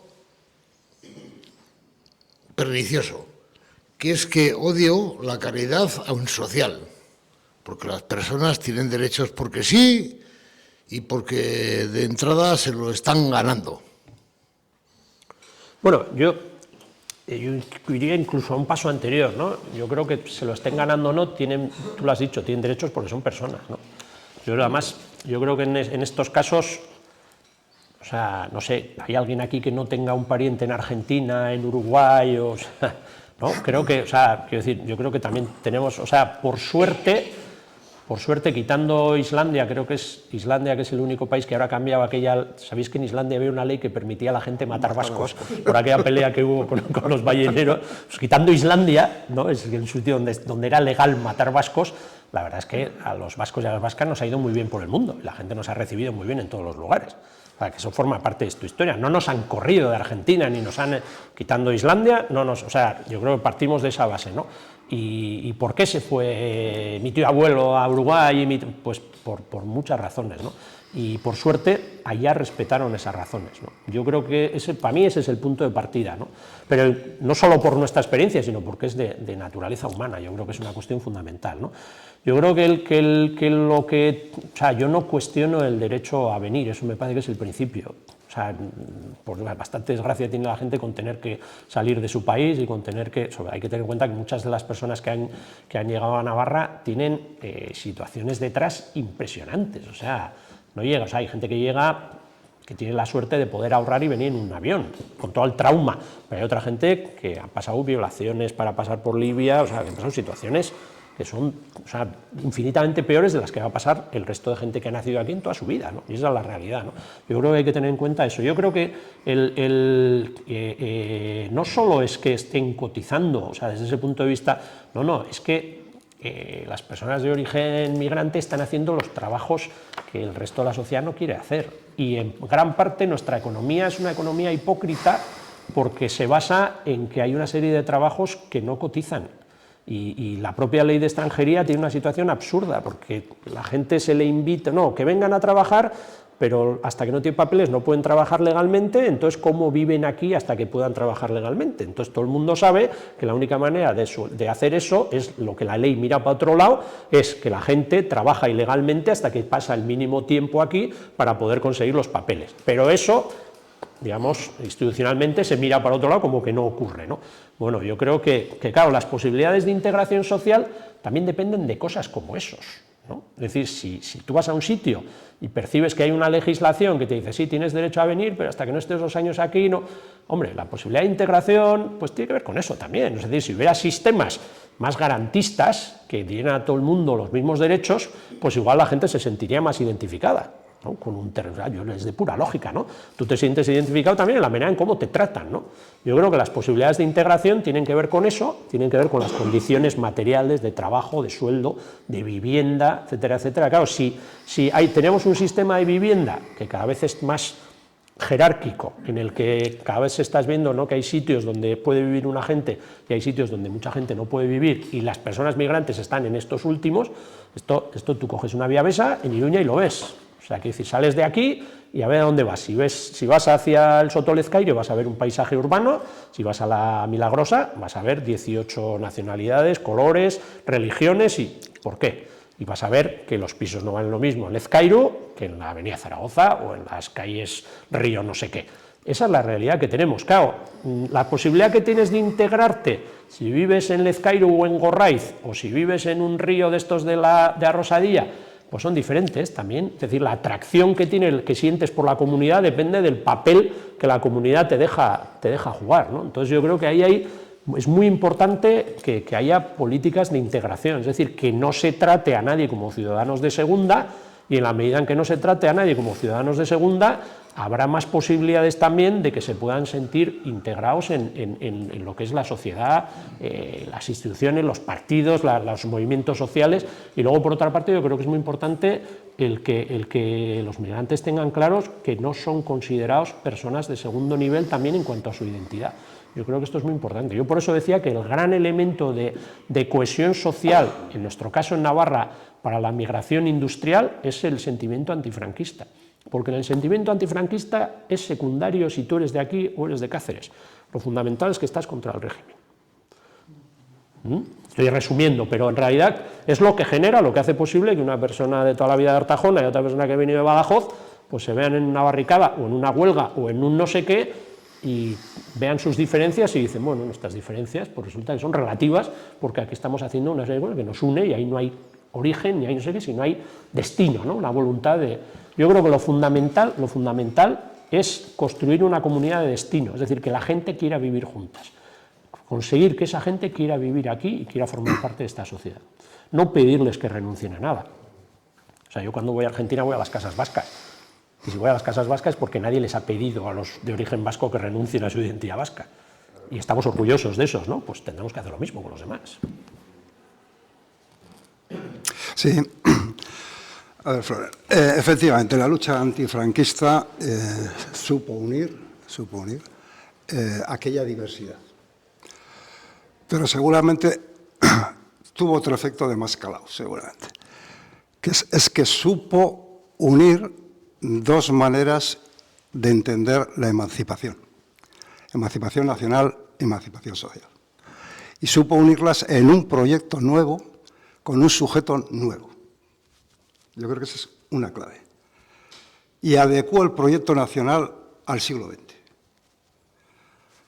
Vienen diversidad cultural, pero vienen también los parias entre los parias de la tierra, a este país. Vienen también con exigencias de transformación social como auténticas víctimas de este sistema, víctimas crudas. El asunto es, estoy de acuerdo, las identidades evolucionan, se conforman. Hay capacidad de entender la necesidad de una nueva fusión, que genere un nuevo sujeto y, como consecuencia, un nuevo proyecto de país, de nación, ajustado al siglo XXI y, en consecuencia, una nueva identidad. Yo creo que sí. Yo creo que sí, y creo que por eso yo te decía, o sea, las identidades siempre se construyen en somos algo y en no somos algo, ¿no? Por lo que decía antes de la isla desierta, ¿no? Si estás en una isla desierta no tienes que esforzarte mucho en construir una identidad porque eres el único. ¿Ante quién? ¿No? ¿Ante quién necesitas una identidad? ¿No? Los colectivos necesitan una identidad para reproducirse, para identificarse, pero también para distinguirse, ¿no? Yo creo que en cada momento de la historia esta parte del mundo, por no meternos en el debate de los nombres porque es interminable, pero creo que nos entendemos, pues ha ido encontrando la manera de... Hay dos grandes maneras de entender por qué el euskera y lo que llamamos la comunidad vasco-navarra llega al siglo 2000, o por qué el euskera es la única lengua prerromana que persiste en esta parte del mundo. Una es pensar que se ha cerrado ante sí misma y no se ha contagiado y no se ha contaminado de nadie, cosa que yo no comparto, y la otra es que ha sido capaz de relacionarse con las demás sin perder su identidad, y que ha ido modificando su identidad continuamente. Yo creo que lo que hay que hacer es otra vez ese gesto, Marlegas, un escritor, hablaba de que los vascos pasan el euskera de contrabando de un siglo a otro, ¿no? Yo creo que esto es lo que se trata, de pasar otra vez de contrabando esta idea de comunidad entre el siglo XX y el siglo XXI. Yo creo que nos están dando algunas pistas, ¿no?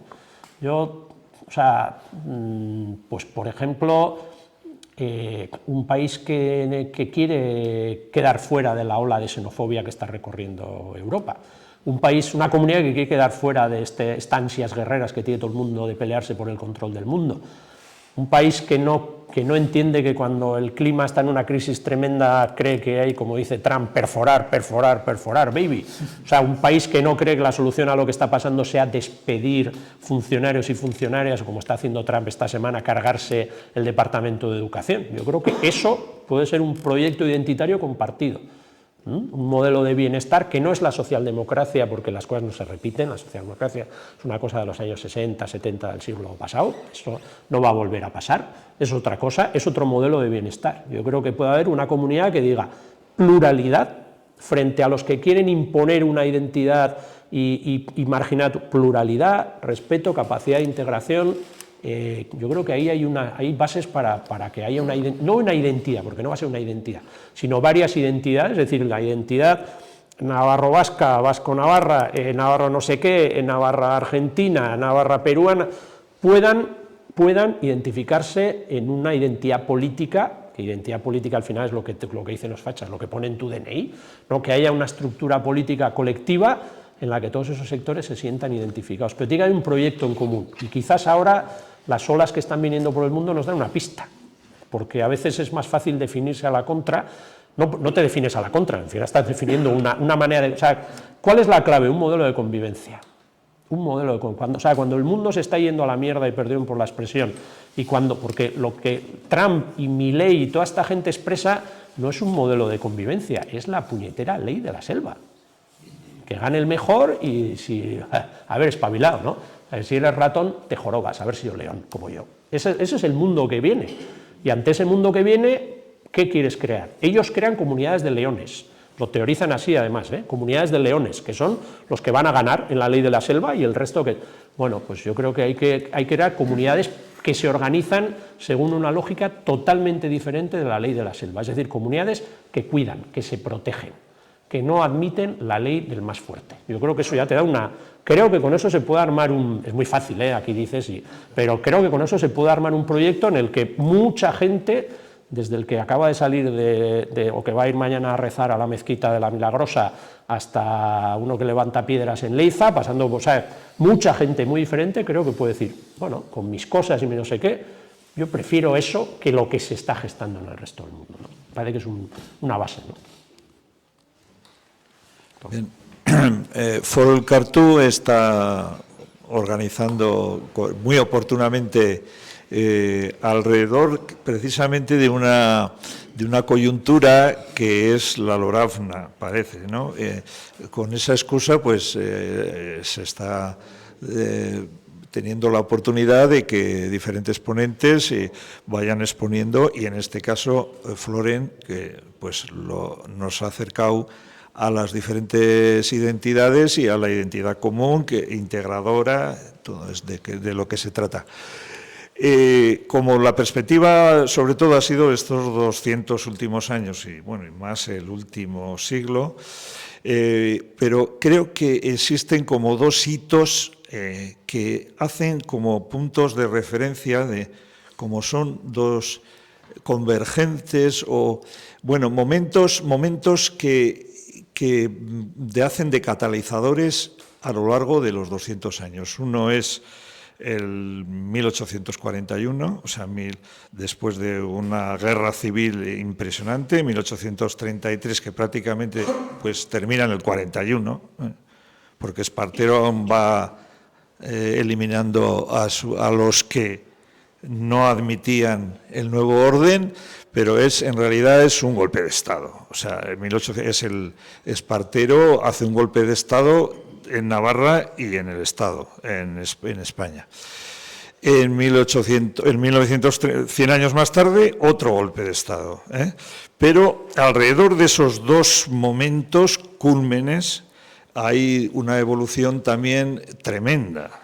O sea, en Navarra hasta 1834-36 está toda la organización estatal navarra viva, está la Constitución de Navarra, hay una sociedad y una clase política que lo tiene bastante claro y que además están a la hora de la ideología que en el mundo, ¿no? Pues gente que defiende las libertades, los derechos del hombre, que estaba el triunfo de la Revolución Francesa, pero esa gente en Navarra era muy importante y en las Cortes tenían la voz y el poder legislativo. Entonces, eso se trunca de una manera bestial, el gigantesco golpe de Estado que supone el 1841 y la llamada plepacionada. Eso no es una legislación golpista. Y luego volvemos otra vez 100 años más tarde, pero también con una evolución a lo largo de esos 100 años importante, política y también identitaria, a otra vez otro gran golpe de Estado que lo tenemos muy cerca, ¿verdad? El del 36-39, pero que también tuvo sus antecedentes y sus consecuencias en las que todavía estamos. Entonces, solo quería hacer esa puntualización, nada más. Sí, me parece bien. O sea,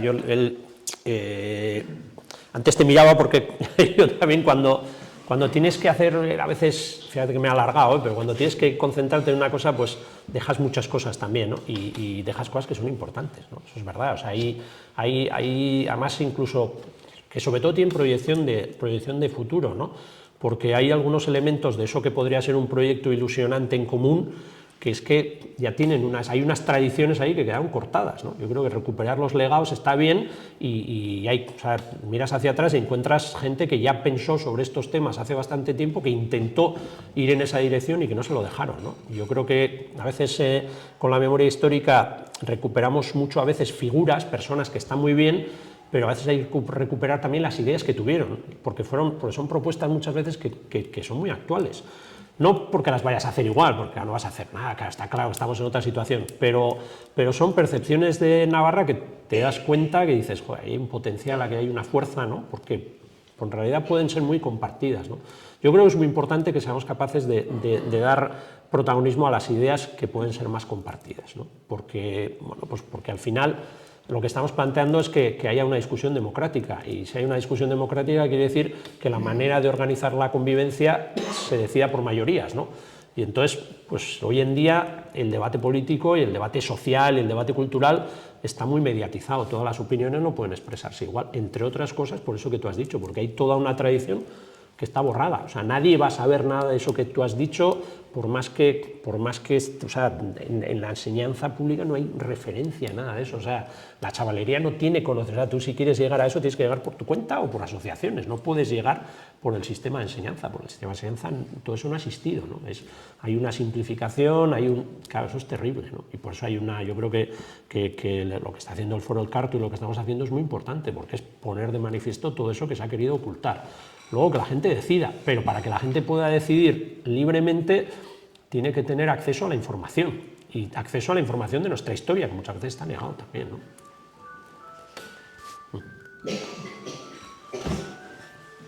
Luego quiero participar yo, ¿vale?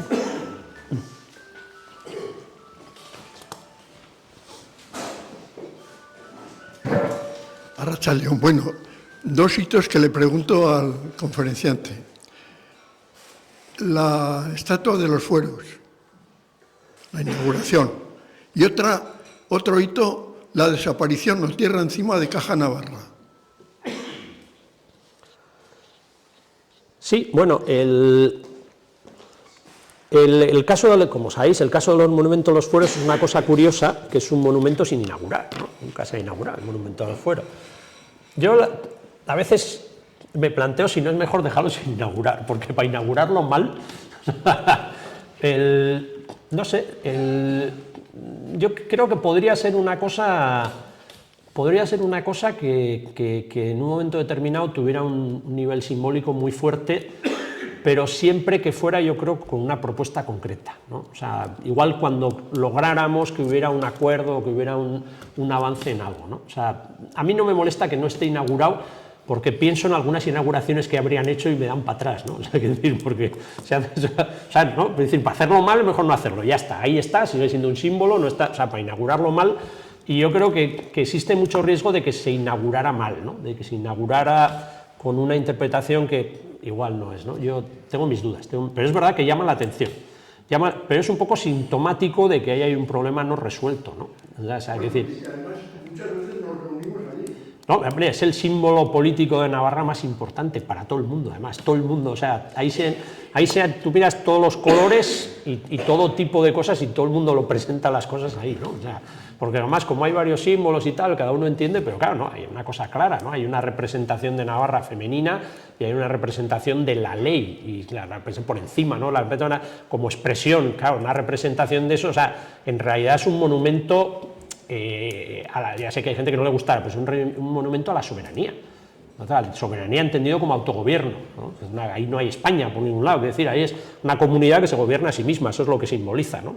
Luego, a cada uno le puede poner muchos colores, pero eso es lo que... Entonces, por eso digo, si ahí tiene una potencia simbólica que igual una inauguración igual la cagaba, ¿no? Con toda la buena intención, ¿no?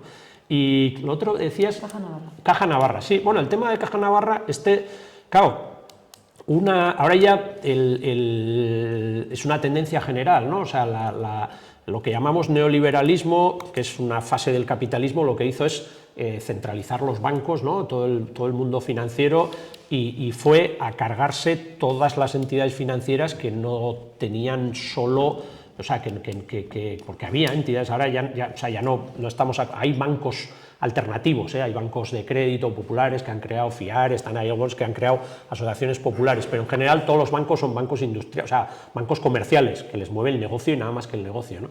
Sin embargo, las cajas nuestras sí, siguen, lo que pasa es que con unas transformaciones grandes, pero sobre todo aquí verdaderamente fue una tragedia, ¿no? Porque ya se produjo un proceso de fusión para desaparición, ¿no? O sea, estaba la Caja de Ahorros de Pamplona, la Caja de Ahorros de Navarra, y luego esas se fusionan y al final pues desaparece, ¿no? Ahí como un misterio de estos que sacan el conejo de la chistera, pues aquí alguien metió en la chistera 2 cajas, sacó una y luego al segundo bote sacó ninguna, ¿no? Y ya no queda nada, luego queda una fundación, que es, bueno, pues una fundación, en fin, ¿no?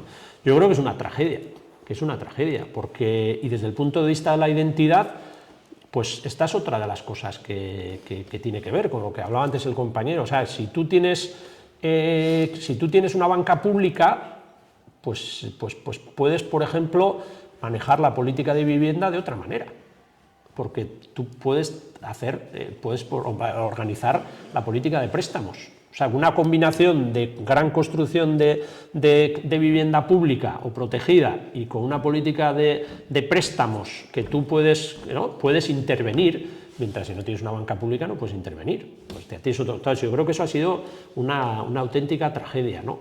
Y lo más curioso es que quienes lo han hecho, no han tenido ningún obstáculo en hacerlo, no, aparte por los intereses económicos muy feos, ¿no? Pero alardeando de una especie de defensa de Navarra por encima de todo, pues eso era una institución navarra. Y eso era un marcador de identidad. Tener una banca propia es un marcador identitario, no teórico, es una cosa muy práctica, ¿no? Y aparte que es un mecanismo para organizar la sociedad y para compensar, porque hay que recordar que las cajas de ahorro, tanto la de Pamplona como Navarra, cuando se hicieron de manera polémica, las hicieron una parte de los carlistas con otros grupos republicanos. Ahí hay una amalgama muy curiosa de gente, es una historia bastante interesante, y cuando la hacen, pues no la hacen de acuerdo con las oligarquías de Navarra, que lo ven como un problema, ¿no? Diario Navarra siempre fue combativo contra esto, porque ven que una banca pública las cajas lo que hacen es sustraer una parte de negocio de los ricos y hacer que no esté en el mercado, digamos, quitarle espacio al mercado, y eso provocó problemas, ¿no? Yo creo que es una historia fea, en la que se descapitaliza Navarra, y eso es un tema identitario también, pero no está en el debate, ¿no? Es verdad que, claro, en ningún momento nadie planteó que iba a hacer desaparecer las cajas, ¿no? Es una cosa que pasó, ¿no? Como nos decían entonces, ¿no? Que habíamos vivido por encima de nuestras posibilidades y que, claro, que en el mundo que vivimos solo iban a prosperar las entidades bancarias grandes, unas entidades pequeñas no tenían futuro. Claro, es decir, nunca ha habido un debate social en Navarra sobre si debíamos tener o no la caja, sino que esto ocurrió y de repente, en teoría no ha desaparecido, está ahí, ¿no? Pero ya sabemos que en la práctica, pues Navarra tenía esos recursos, ya no los tiene, ¿no? Yo creo, por lo menos como Navarro, en ese momento a mí me parecía que era en relación con lo que has dicho de que vienen los vascos. Y cuando Miguel Sanz, presidente, dice, habrá un día que ETA desaparezca y veremos a ver qué pasa con los navarros, a ver si se van a volver locos y votan a favor de la integración a través de la disposición transitoria cuarta. O sea, eso son declaraciones públicas del presidente del gobierno de unos cuantos años. Entonces yo, para mí, la fusión de las dos cajas propias y venderla o señalarla en su momento tiene que ver con una política de tierra quemada. Yo no entiendo otra explicación. Tierra quemada para decir, bueno, pues por eso luego cuando dicen que son otros los que quieren empobrecer la comunidad, pues aquí no hay que hacer gracia, ¿no? Porque no es así. Oye, una cosita que antes se me ha pasado. Antes has hablado de una cosa histórica que es muy importante para mí, que es que Navarra nunca fue un reino con voluntad de expansión, de conquista, ¿no?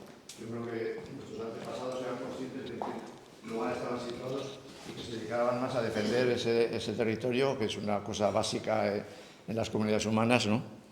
El territorio es muy importante, ¿eh? Y en ese caso, que no éramos expansivos, sin embargo, en este momento, ¿no te parece que la cultura está imponiendo lo contrario, que es esta inmigración que viene, es una manera de ganarse? O sea, hay una lucha dentro de Navarra, yo creo, en identidades que pretenden ganar un poquito a esa migración. Yo creo que eso es soterrado, pero existe. y vuelvo un poco al tema de los idiomas porque lo condiciona bastante. Es decir, toda la gente que está viniendo en Navarra, que es la que está haciendo crecer, porque aquí tenemos dramáticamente una demografía impresionantemente baja, como sabéis. El número de niños que nacen es bajísimo en los 3 últimos años y muchos de ellos ya son además hijos de inmigrantes, segunda y tercera generación. Entonces, aquí va a haber ese deseo de ganarse al que viene y que se trate de identificar con una forma de ser navarro, ¿no? ¿No te parece que eso es un elemento muy de actualidad y que hay que tener en cuenta? Sí, yo creo que sí, yo creo que hay, yo por eso lo decía antes, yo creo que todas las propuestas identitarias que hay, pues tienen en cuenta, de hecho, las personas que han llegado en los últimos años, ¿no? Y vamos, yo creo que a quien no tenga en cuenta eso le va a ir muy mal en los próximos años, porque estamos hablando del 20% de media y hay sitios de la Ribera donde estás por el 30%. O sea, es decir, que tú ves en un sitio y tienes un 20% de gente que ha venido de fuera y que está aquí viviendo y haces como si eso o sea, yo no creo que te vayas a ir muy lejos en la vida negando eso, ¿no? Y lógicamente, pues cada uno tenemos nuestras ideas e intentamos, ¿no? Es lógico, intentamos pues que los que vienen o las personas que vienen pues se acerquen a tus ideas, ¿no? Yo creo que eso es importante, por eso va a ser importante la capacidad que tenga cada cual de ofrecer integración a la diferencia, ¿no? Yo creo que eso es importante, o sea, por pura lógica, o sea, yo no creo que pueda ser atractivo para nadie una posición de decir, tú vienes aquí, pues tienes que hacer lo que se ha hecho aquí de toda la vida y venga las costumbres que tienes, te las metes por donde te quepan y a tragar con lo que se ha hecho aquí de toda la vida. Hombre, me da que así no vas a convencer a nadie, ¿no? Aparte que no es muy legítimo, porque a ti no te han hecho eso donde has ido, ni te parece bien hacerlo, pues no creo que vas a convencer a nadie, ¿no? Claro, esto es más fácil de decir que de hacer, ¿no? Porque luego surgen 1000 conflictos, surgen 1000 problemas, a veces llega gente de otros lugares donde hay algunas costumbres que aquí ahora te pueden parecer muy machistas, porque lo son, o llegan en situaciones muy injustas en las que hay sistemas de poder en los que hay pues, mucha injusticia, ¿no? La misma relación padres-hijos es muchas veces muy autoritaria, bueno, pero también hay sitios del mundo donde están más avanzados que nuestra sociedad y no por eso nos niegan los derechos, ¿no? Yo creo que es un tema que hay que tratar con mucho mimo, pero yo creo que va a ser decisivo, ¿eh? O sea, hay gente que habla de identidades fuertes y identidades débiles o identidades cerradas y abiertas, y al final en las comunidades donde hay identidades, que son casi todas las del mundo, donde hay varias identidades diferentes, pues hay una variable que muchas veces parece que piensa, pues la identidad que es más fuerte es la que gana. No, normalmente suele ganar la que tiene más flexibilidad, suele ganar la que aparte de que tiene cierta fuerza, pues tiene cierta capacidad de seducir, ¿no? En muchas decisiones, aunque nos cueste entenderlo, deciden los dudosos, ¿eh? Los indecisos y las indecisas, pues porque suele haber dos polos, gente que piensa A y gente que piensa B, y luego hay gente que no piensa ni A ni B, sino según las circunstancias, que está muy bien, ¿no? Está muy bien, o sea, porque lógicamente, o sea, la gente le pregunta, no siempre te contesta lo mismo, o sea, y es lógico, o sea, alguien te puede decir, bueno, depende, hay varios proyectos identitarios en Navarra, le puedes decir a alguien que ha llegado de Perú, ¿no? Acaba de llegar y le espera aquí, pues aquí, y te dice, ¿y tú con cuál estarías? Joder, yo qué sé, pues déjame que viva un tiempo, ¿no? Y luego, pues dependerá de varias cosas, ¿no? ¿Qué me ofrece? ¿No? O sea, ¿qué me ofrece? Es decir, si este me considera extranjero y no quiere saber nada de mí, pues es muy difícil que me acerque ahí, ¿no? Si yo percibo que he venido de Perú donde hay una explotación de los blancos a los de color y aquí veo lo mismo, pues no me voy, no, todas estas cosas yo creo que son importantes. O sea, ahí hay una capacidad de seducir, sobre todo de crear comunidad. A mí me parece muy preocupante que se creen bolsas, o sea, que haya gente que viva, que hagamos que haya gente que viva en otro planeta, o sea, porque eso a la larga, porque no son otros planetas, pero decir, no, todo el mundo vive igual, no es eso. Cuando se crean esas burbujas es de gente que vive mucho peor, y la gente que vive mucho peor, pues a la larga, con razón, alimenta resentimiento, y cuando se alimenta resentimiento, ya se alimenta como un nosotros, y eso a la larga es un polvorín, ¿eh? Es un polvorín, teniendo en cuenta además que en la sociedad siempre hay gente que está interesada en alimentar esas cosas por otro tipo de intereses, ¿no? A mí eso, o sea, por suerte yo no veo en Navarra nada de eso, ¿no? Pero es verdad que cuando hablamos ya de tantos porcentajes, pues el riesgo de que alguien empuje a eso puede ser grave en el futuro, ¿no? Digo, porque en Europa, pues ya veis lo que hay, ¿no? Hay mucha gente dándole fuego a todo con esa idea de que los que vienen de fuera nos quieren, no sé qué, o sea, hay mucha gente que se cree que en Europa hay un peligro real de que el islamismo nos domine, o sea, y decir, pero ¿qué? Ya, pero hay gente que vota, que piensa, que hace y que hace muchas cosas a partir de esa idea, ¿no? Eso es una realidad de nuestra época, ¿no? ¿Me dejas que...? Sí, vale. Un poco desde el ecofeminismo y recogiendo esas entrevistas que hicimos por la calle, que nos sorprendió, que preguntábamos a gente de todo pelaje, que era para ellos Navarra, y hubo una palabra que fue recurrente y que nos abrió los ojos y que yo creo que es una idea muy importante. Y es que nos decían que ¿qué es para vosotros Navarra? Y nos decían casa. Entonces, es una idea muy fuerte, porque tanto el que viene de todas las partes del mundo, de todas las clases sociales, de todas las circunstancias, al final Navarra es la casa, pues una casa mejor o peor, ¿no? Yo creo que, ya desde el ecofeminismo, yo creo que el tema que nos puede unir no va a ser el franquismo, ¿no? Yo creo que van a ser los retos medioambientales. Y creo que una sociedad como un territorio, porque ya no es sociedad, es territorio, un territorio como Navarra ahora mismo tiene una situación privilegiada. Y creo que va a haber una descentralización de los estados, porque si algo ha permitido estos imperios y todas estas entelequias tan grandes ha sido porque había unos recursos, ¿no?, fósiles ahí que lo han permitido pues que haya aviones que viajen todo el día por todo el mundo y permitan que, como la calzada romana, ¿no? Ha habido una calzada romana gracias al petróleo y eso se va a ir reduciendo. Entonces, ahora mismo un territorio como Navarra tiene muchísimo más futuro que un territorio como España y, por supuesto, como Europa. Siempre nos quedará lo digital para seguir estando unidos, ¿no? Entonces, ahí también creo que tenemos otra baza, ¿no?, que es nuestra casa, que es un territorio que nos va a permitir sobrevivir. Y yo con esto de la identidad creo que tenemos que superar un poco una cosa que la ha formado hasta ahora, y es como que yo elijo ser navarra, ¿no? Yo elijo ser vasca, ¿no? Pues yo creo que tenemos que llegar a un punto que tiene que ver, yo creo, también quizás con una conciencia de la vida, más como los pueblos indígenas, es ¿tú qué ofreces al mundo, no? ¿Tú qué ofreces por ser navarra? No tanto yo soy navarra porque yo me apropio de eso y tengo derecho a esto porque soy navarra, sino ¿y tú qué das por ser navarra? Que era un poco lo que decías tú, ¿no?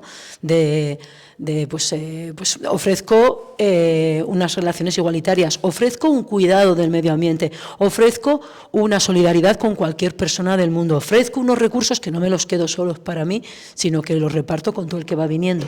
Hablabas de las bolsas, yo creo que hay una bolsa de gente navarra de toda la vida, blancos, occidentales.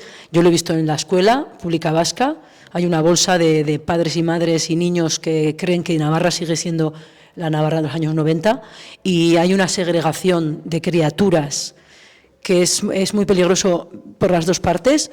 Ves a gentes, niños y niñas de todas partes del mundo que están siendo educados y educadas en una bolsa, ¿no?, pero las nuestras también, y están perdiendo una capacidad y una oportunidad de manejarse en la aldea global que somos, ¿no? Entonces, la nuestra también es una bolsa. Y luego, pues aquí en Iruña hay gente que está viviendo en la calle, y luego hay vascos y vascas súper enrollados, súper majos y majas, que tienen mucho dinero y que todos los años se cogen y se cruzan el planeta en avión, y que todos los fines de semana se van, que sea a esquiar, que si no sé qué, que si no sé cuántos, ¿no?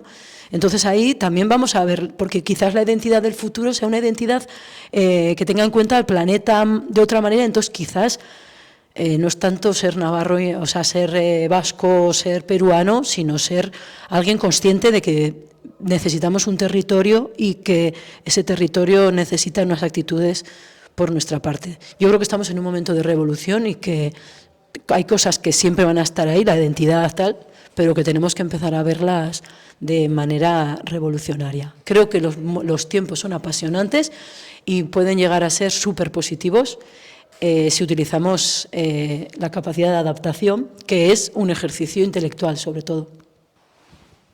Que tú ya tienes. Perdón.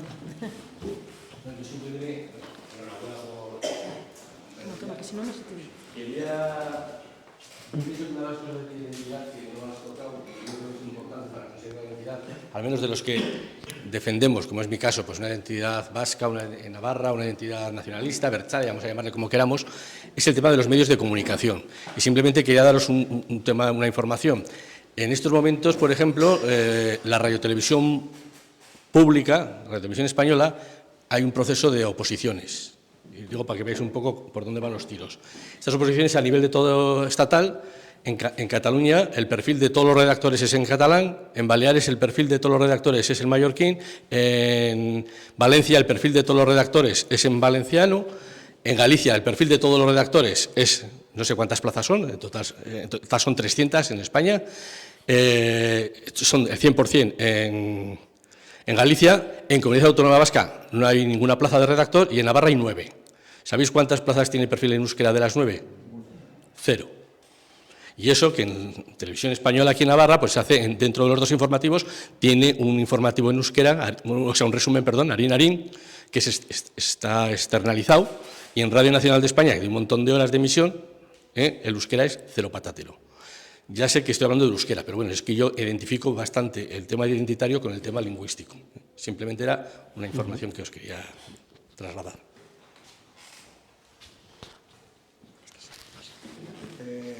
Yo también quería dar un dato, porque se suele ver y leer en las encuestas que hacen en el Estado que Navarra es la comunidad autónoma actual que menos sentimiento español hay, ¿no? Entonces llevamos 100 años con 2 identidades sociopolíticas aquí en Navarra, una vasco-navarra y otra navarro-española, y está claro que ha sido desde épocas de Víctor Pradera hasta hoy en día, ¿no?, con sus herederos, que son irreconciliables, tienen 2 maneras muy diferentes de ver Navarra, y yo que trato con muchos en el trabajo, gente joven, y echo de menos el poder llegar a una identidad navarra propia, de recuperación de nuestra independencia, de nuestro Estado, de nuestra historia. Eso se ha perdido al no dar la historia en los colegios, bueno, tanto que también yo en el nacionalismo vasco lo he visto también como que se ha querido dejar pasar por encima. ¿Por qué? Porque hay un ente superior, ¿no?, a esa Navarra histórica, que eso ya es del pasado y demás. ¿No crees tú que igual esa recuperación de la identidad propia independiente de Navarra podría acercar a mucha gente de los 2 lados hacia ese centro que puede unir esa soberanía navarra? Bueno, yo creo que por lo que se ha dicho antes también, por tener en cuenta, estoy de acuerdo con lo que ha dicho Julia. Yo creo que una de las claves de las cuestiones de la identidad y de los proyectos van a ser lo que se haga con el tema del cambio climático y la crisis ambiental, o como queramos llamarle, ¿no?, porque sin responder a eso es que no va a haber futuro, ¿no? Hay que tener en cuenta que hay estimaciones que ahora nos pueden parecer catastróficas, que hablan de algunas posibilidades como la subida del nivel del mar, que me parece que no nos afecta, pero claro que nos afecta. Pero la posibilidad, por ejemplo, de la modificación del canal de la corriente del Golfo, que es la que hace que aunque estemos a la altura de Nueva York o de Canadá, no tengamos el clima de Canadá, si eso se transformara, quiere decir, ya sabéis que las estimaciones peores quieren decir que esto se glaciaría, y las que no son tanto son que habría una bajada de temperaturas, que habría un cambio total de las condiciones de vida, etcétera, etcétera. Bueno, eso parece muy lejano, pero es un horizonte que hay que tener. Pero lo que sí está claro es que la desertización está creciendo ya por el sur, ¿no? Es decir, que ya estamos en modificaciones del clima que son importantes, ¿no? Hace unos años recordáis que tuvimos unos episodios de incendios terribles que por suerte no se han repetido, entre otras cosas porque Navarra no podía repetir muchos años esos niveles de incendios, porque es que se quemaba, o sea, quiero decir, por la cantidad y por la virulencia que tuvimos. Y recordaréis que ya se había planteado un problema muy grande, que los propios bomberos decían que es que ahora mismo controlar ese tipo de incendios es casi imposible, y lo que estaban haciendo, si recordáis, es sobre todo quemar partes para evitar que el incendio pudiera seguir a ese nivel, ¿no? Es decir, yo creo que este tema, o sea, cualquier identidad tiene que ser una identidad de responsabilidad, o sea, una identidad navarra tiene que ser una identidad de responsabilidad con la colectividad y con el sitio en el que estás en el mundo. Porque, decir, una comunidad no tiene supervivencia si se carga la tierra y las condiciones de vida en las que está. O sea, es decir, si se carga su clima, se carga las condiciones que garantizan la humedad, las condiciones de vida pues lo va a tener muy jorobado, ¿no? Yo creo que eso está claro, y por otra parte también coincido con lo de los medios de comunicación. Con los grandes mecanismos que tienen las identidades para reproducirse y para afirmarse son los medios de comunicación. Antes eran solo los medios, ahora está todo lo digital, pero los medios siguen teniendo mucha importancia, muchísima importancia. Y el hecho de que lo que estáis diciendo, ¿no? De que un medio de comunicación público, que sea estatal, no tenga la más mínima sensibilidad ni el más mínimo respeto a la realidad plural que tiene en estos momentos Nafarroa, es terrible, me parece terrible, ¿no? Y con el otro, bueno, yo creo que es verdad, y esto es un tema curioso que sale en las encuestas, sobre todo en la del CIS, pero también en algunas otras encuestas, y es que efectivamente en Navarra ponen en relación varias identidades, ¿no? La identidad española, la identidad local, la identidad de comunidad autónoma, y el lugar donde la comunidad autónoma es la más fuerte en relación con las otras es Navarra, ¿no? Y donde es más débil la percepción de identidad española. Esto es curioso porque quiere decir que a pesar de toda la diferencia y la confrontación entre identidades que hay en Navarra, hay un suelo común absolutamente mayoritario, y es que todo el mundo se siente navarro-navarra, y luego eso o más cosas, pero es muy poca la gente aquí que no se siente navarra, ¿no? Hay que quitar una parte de las personas que han venido de fuera porque todavía no responderían a esta pregunta, no porque no vayan a responder, sino porque han pasado poco tiempo y ellos mismos ya, bueno, yo qué sé, o sea, igual estoy de paso, no me siento parte, todavía estamos en comunidad, pero la gente que se siente, el rasgo identitario compartido por todo el mundo es efectivamente Navarra. Yo creo que eso es un elemento que hay que tener en cuenta, porque las posibilidades de organizar la convivencia de otra manera pues se basan sobre todo en darle un gran protagonismo a aquello que te une, ¿no? Aquello que te une, ¿no? Que ese es yo creo que estamos en una condición histórica porque lo que se están debilitando son las identidades excluyentes, y eso es bueno, y lo que se están fortaleciendo son las identidades inclusivas. Eso es bueno. Si la tendencia fuera al revés, tendríamos un problema muy grave, ¿no? Las posibilidades de entendimiento y de que, una cosa que va a sonar muy marciana, ya lo sé, las posibilidades de que las diferentes identidades pactaran unas nuevas reglas del juego en Navarra, que ahora puede parecer una cosa imposible, pero que yo creo que es una cosa deseable, porque yo creo que la pluralidad no va a desaparecer, que cierto nivel de confrontación, porque al final intereses se expresan por parte de cada una, tampoco va a desaparecer, pero creo que se puede llegar a acuerdos sobre cómo gestionar ese desacuerdo, que al final la política es eso. La política no es que desaparezcan los que no piensan como tú, sino que encuentres una manera de ordenar las cosas de otro modo, ¿no? Yo creo que yo no creo que en el horizonte eso no esté. Yo creo que ahora, y creo que como sociedad yo creo que no tenemos que pensar que Navarra va a ser siempre como dividida entre dos, yo creo que no, yo creo que puede haber otras maneras de organizarse, ¿no? Yo creo que lo que pasa es que es verdad que están cambiando, algunas identidades sí están cambiando, y yo creo que en el mundo de lo que llamábamos navarro-españolismo hay una parte que a mí me da la sensación, incluso entre gente joven, pues que ya esa parte navarra cada vez es más débil, hay como un desapego hacia eso, ¿no? O sea, como que ya no... siempre se decía, bueno, ¿qué diferencia hay entre el mundo de Del Burgo y el Burgo de Aizpún, ¿no? El mundo de Aizpún, ¿no? Lo que en un momento ha sido, cuando han cambiado tanto de nombre, UPN, PP, ¿qué diferencia? Sociológicamente, no como partidos, cada uno tenía... Pero el mundo de los votantes, ¿qué diferencia había, no? Y parecía que era un poco, bueno, pues eran... los temas principales eran ideario de derecha, Navarra-España, digamos, ¿no? Pero el orden de los tres era como diferente, ¿no? O sea, más derecha uno, no sé muy bien cuál de los dos, pero ese Navarra-España, pues el PP era como más, sobre todo que quede claro, España, y UPN como, bueno, sí, pero Navarra también, ¿no? Ahora yo no sé muy bien cómo está eso, ¿no? Yo tengo mis dudas, me da la sensación de que en ese espacio social, no sé tanto político, pero social, o sea, mirando a lo que decía antes, ¿no? No lo que se ve en las elecciones o en lo que dicen los líderes, sino, digamos, en el ambiente que puede haber en los colegios mayores de la enseñanza católica, más o menos, ¿no? Que está en ese mundo. A mí me da que hay, entre la chavalería, digamos, de ese mundo, mola más Vox y mola más la España imperial y España y guerra al moro, digamos. Creo que va primando más ese sentimiento que una centralidad de lo navarro, porque me da que, precisamente porque igual percibe como que lo navarro es un suelo común y quiere distanciarse de eso. Pero es una impresión, no lo sé. Yo veo como que hay esa tendencia y creo que eso explica también que haya una reacción de gente que se podía sentir identificada con esa idea de Navarra a España, pero que dice, espera, una cosa es que yo me sienta navarro y español y otra cosa es que me sienta de acuerdo con eso, el imperio, una idea, eso ya no. Entonces yo creo que ahí hay y creo que eso está abierto, y habrá que ver cómo evoluciona, ¿no? Porque ahí sí que se puede crear, ahí sí que puede haber un problema de cohesión social, ¿no? Porque se cree una parte de la sociedad que ya desarrolle un rechazo a la mera idea de Navarra, ¿no? A la idea de que Navarra tenga que tener el más mínimo nivel de autogobierno, ¿no? Que eso está tomando cuerpo, me da la sensación, ¿no? De que es un poco como esto de autogobierno en Navarra, no, porque al final a ver si se van a hacer con él algunos y no sé qué, ¿no? Creo que eso está tomando cuerpo y eso creo que puede ser bastante preocupante a largo plazo. Bueno, me parece que ya ha llegado la hora, ¿no? Sí, fin de la charla por aburrimiento. De que no, para nada. Vamos a dar un aplauso a Flores.